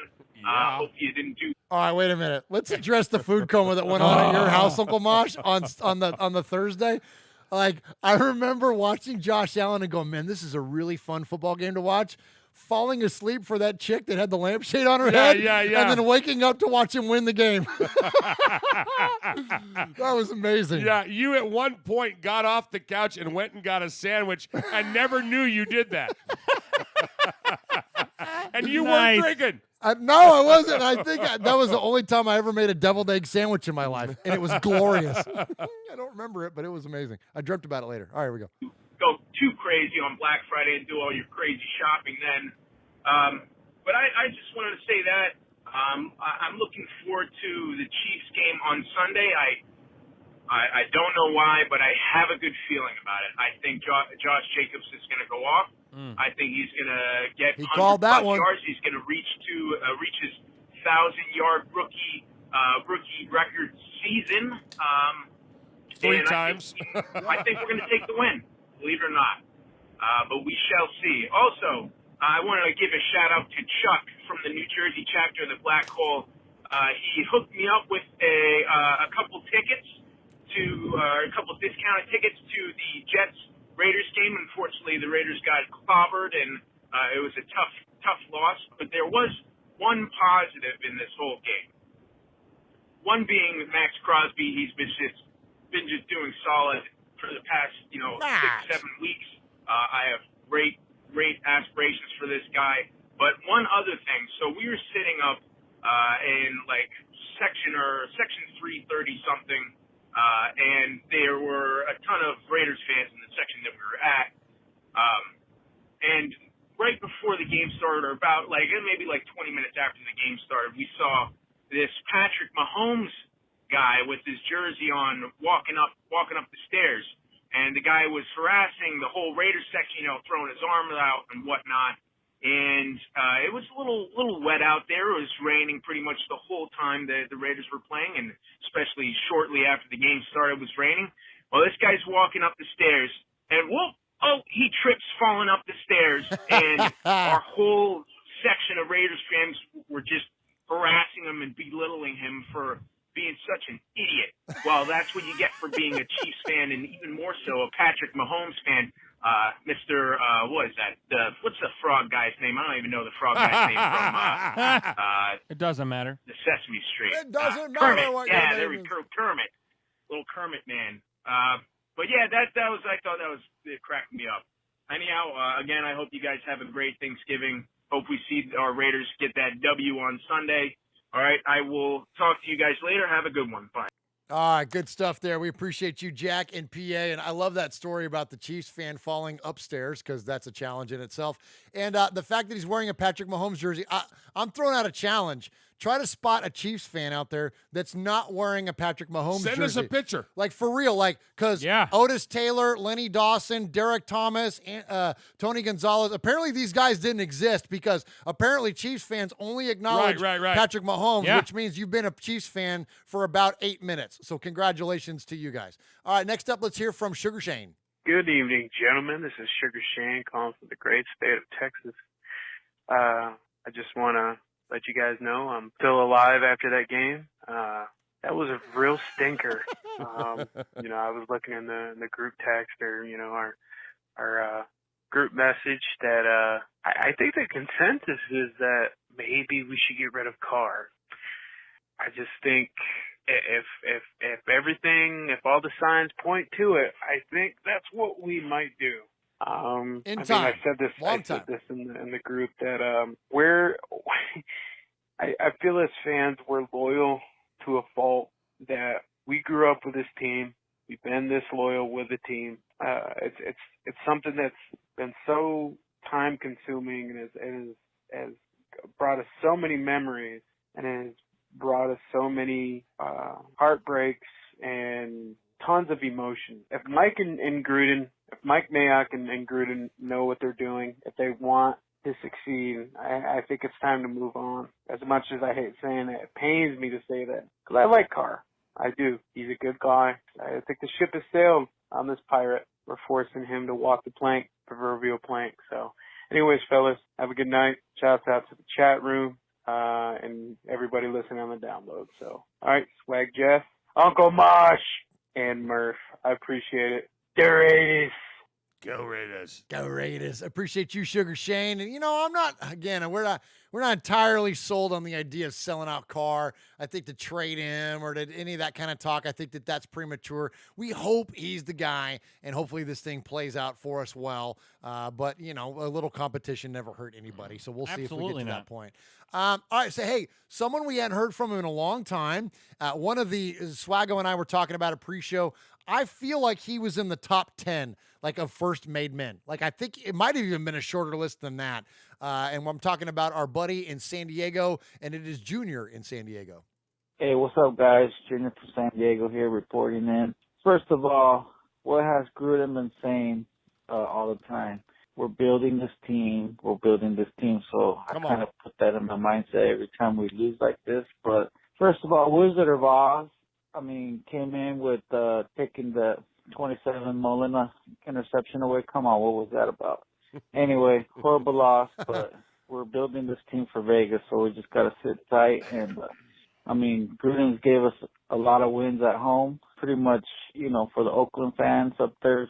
But the last time he was here, 2 seasons were at a loss, and then after that, playoff bound. So we just got to sit tight, enjoy it, and not get too hard on Carr and all the other players, because everybody's young and they're getting the gelling in right now. So for the future. All right, guys, my child's gonna come in the room right now, so I'll leave you at that. Go Raiders, and have a great day. Have a great night. Bye. Awesome to hear from Nice, Junior in San Junior. Diego. Yeah, I was hoping, he said if my child's getting ready to walk in the room, I was hoping to hear like a daddy or something like. Yeah. I was hoping to hear that. We listened to it at the end there to see if he played it. But hey, the babies are always welcome on Raiders Fan Radio, man. This is a family thing for real, man. So play them. And appreciate Junior in San Diego calling and checking in with us. Loyal listener to Raiders Fan Radio, and always love to hear from you. And that, all the old school made men, like we hear from a lot of you, but there are some that we haven't heard from in a long time.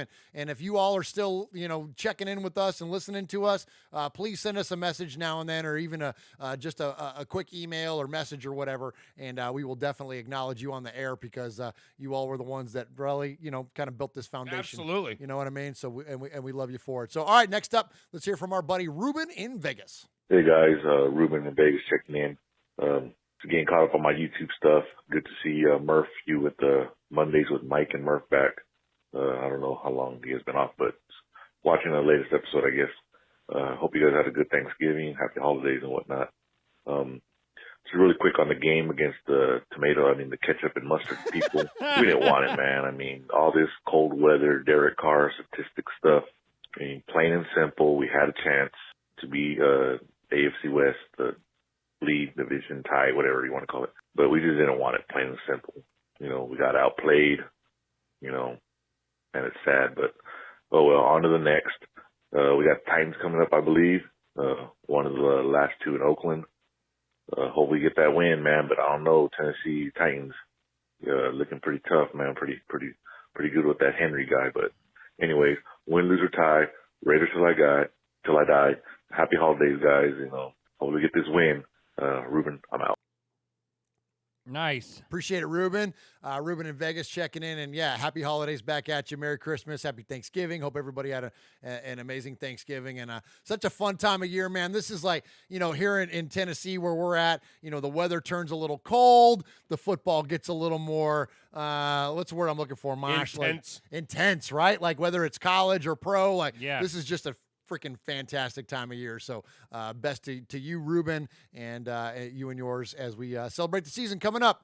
All right, man, you know how to lobby for favorites, Mosh, but Raider Ramon's funny. He's always so Oh, my funny. gosh. So let's go hear from our buddy Raider Ramon.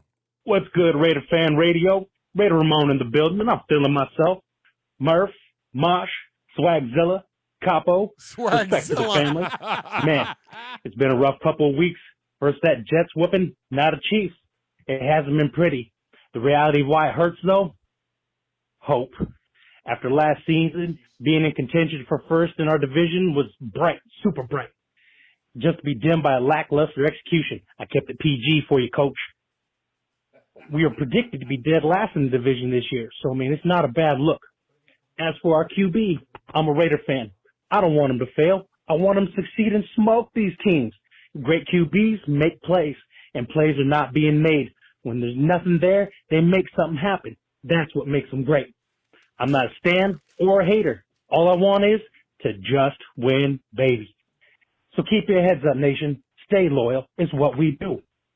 That being said, respect to Vinny, Mojo, Big Raider Trucker, Coach, and Harley, Ron, Paul, Rika, Big Easy, and Full Metal. What's up to the chat room? Last thing, sorry, Swag, there is no Jeff Nation. There is only one nation, Raider Nation. That two-time sizzler, made man, Raider Ramon. You know what it is, Raider Nation all day. Oh, last thing, Josh Jacobs the truth. Oh, I love it. I love it. Love the passion. Raider Ramon. We got the chance to meet Raider Ramon. He's, of course, the made man here on Raiders Fan Radio. We got a chance to meet him in person and hang out at the tailgate and at the Raiders game. And, man, he's such a funny guy. And if you hadn't seen any of the videos from the Lions game, he wears an Iron Man. Or I guess it's War Machine, whatever. It's the silver and black Iron Man mask, and it's got the eye patch on it. It's amazing. And he is right in the black hole as Josh Jacobs scores a touchdown and jumps in the black hole. And as Mosh said, you see nothing but silver and black helmets, and one of them is his. Yep. Like, it's great. It's such a great shot. So appreciate Raider Ramon checking in with us here tonight. All right, next up, we're going to hear from our buddy up in New Jersey, and he is Rev Raider. What's going on, Murph, Uncle Mosh, Young Swaggo? This is Rev Raider caller from Jersey. I just want to say this. And I know some people might get a little bent out of shape, you know, but if the shoe fits, wear it. And if you feel some type of way, a hit dog gonna holler. I'm gonna need these wishy-washy, rolling the corner back on the testicles thinking, flashing the pans, flip-flopping Derek Carr, fair weather fans to stifle yourself. It's just crazy to me how... Go ahead, Mosh. I know you want to. Will you stifle yourself? Every time we lose, it's all his fault. Granted, last week he definitely has some stuff I'm sure that he wants back, you know, but that was an overall team ass kicking, you know. But the defense held up this series and that series. Did they hold up the whole game? No. Special teams, back fumbles, almost a butt fumble. They're blocking field goals, running it back for 2 points. We were terrible. We were outclassed, you know. And all through the season, what do they talk about? What do they talk about that they struggle with? The Chiefs struggle with man to man. What do? We get smoked on zone defenses and stuff like that all the time. Crossing routes, zone defense. Keep getting cooked on the same thing. Can't stop Travis Kelce. We have the same issues. Still getting outclassed, you know. We just got to look at it as a whole, you know. It's not always Derek Carr's fault. Now, granted, if that's what you want to do, wait till the end of the season. Let the season play out. If you want to blame Derek Carr, wait till the end of the season. Let that play out.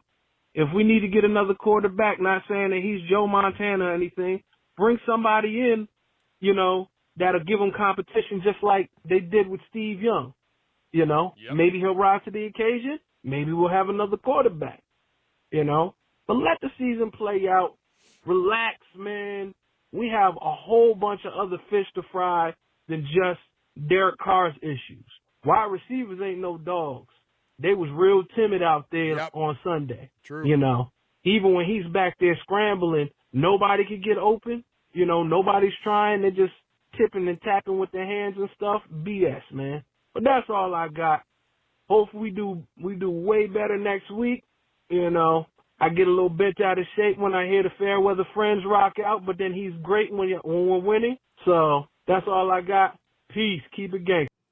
Oh, man, I love Nice. Rev Raider's so good, man. Oh, my gosh. Yeah, and he flirted with Google Voice. He did flirt with Oh, Google. my gosh. That could have been 259.9. It was pretty close. It was at least a 246. Yeah, well, and they're always a little bit shorter because I go through and I'll edit them up a little bit. You know what I mean? I'll just kind of tighten up the calls a little bit. And he was right at 259 and pushing. So great job there from Rev Raider. Always love to hear from him. And that was pretty good stuff. All right, so we got one more before we get out of here. We're running long tonight. Thank you to all of you that have checked in with us tonight at Raiders Fan Radio, checking in with us live here in Murph's Fan Cave. Yes. I'll hold off on the chat. We'll let Swaggy shout him out here in a minute. Let's get to this last voicemail, and it is our buddy. Who's named after batteries around here, Swag? I believe that's 9 Volt. That's 9 Volt, and you know the city, you know the name, you know all this. He could just from now on just start talking, and we'll just automatically know what's up. Yeah. And Mosh, you're gonna especially if he doesn't change the batteries. I know, right? And Mosh, you're gonna really dig the way he kind of closes this thing out. This is pretty funny. 9 Volt, you know the city. Man, oh man, that game was horrible. But anyway, what can you do? Derek Carr plays horrible in the cold. I mean, I'm not a big fan of the cold either, but still, if the Raiders are going to want to be a real team and compete for the AFC West in the future, they're going to have to beat Kansas City eventually in Kansas City. You know, is Derek Carr going to be the face of the franchise for Vegas? I don't know. But right now, either way, this team is still impressive. 6-6. Who knows? Who would have thought it would have been 6-6 at this point? Maybe people thought of us to be 3-9 at this point. You know, negative, but we're not. So we're still in the playoff race. The Raiders have a big game with the Titans. They can win out 3 games in the West Coast. So you never know what other teams lose or not, and then and gives us the 6th seed. But either way, if the Raiders don't make the playoffs, I'm cool with the 9-7 record. At least get a winning season. 9-7. Leave Oakland with a winning record. More wins than losses. Come on, let's do this. Oh, I have an essay to do right now. Oh, damn it. Okay. Well, I'm gonna wrap this up real quick. Big game this upcoming week, and as you know, as always, go Raiders. Nice. Hey, does he need me to write him a note? I could sign it for him. Yeah. You've been signing my signature for years. Well, yeah. I love it. I love too it. funny. Too funny. All right. Well, all right. We got to get rolling here. So we started our night off. We had some great emails, of course. Really close. Some of the emails were really close to Sizzlers. Yes. Yours, Frank from NorCal, killed me. Oh, that was funny. That was great. That was great. That was great. Daniel, get right or get out, basically said, get with the program or get the hell out. Jack in PA killed me with the Chiefs fan falling up the stairs. I loved it. Sugar Shane, glad you're still breathing, Sugar Shane, after that butt kicking. Flashback from Junior in San Diego. So good to hear from him. Yes. Ruben in Las Vegas says, great wishes to all of us for the end of the year and the holidays. And Raider Ramon, I loved Swagzilla. Yeah. And then he threw in there a Paul. Rev came right back. Rev, hit us with a stifle. Come on, Rev. You stifle yourself. And then he gave some fantastic advice to Raider Nation. Yes. And that's what it's all about. And then, of course, 9 Volt had to go because he had to write that paper. And you know what, 9 Volt? The cold really does suck. Oh, yeah, it does. But tonight, I'm going outside the box. Oh? I'm going outside the box, man.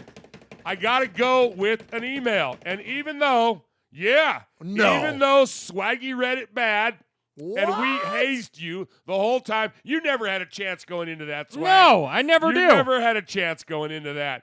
But this week's Sizzler Award is going to Pirate 1975. Nice! Sizzler. Congratulations, Pirate 1975. Always a very active participant in our chat room. And we are here for your Oakland Raiders. You know why we out here, and we ain't playing around today. From The Walking Dead to errant Jedi Knights, Raiders fans are a rogues gallery.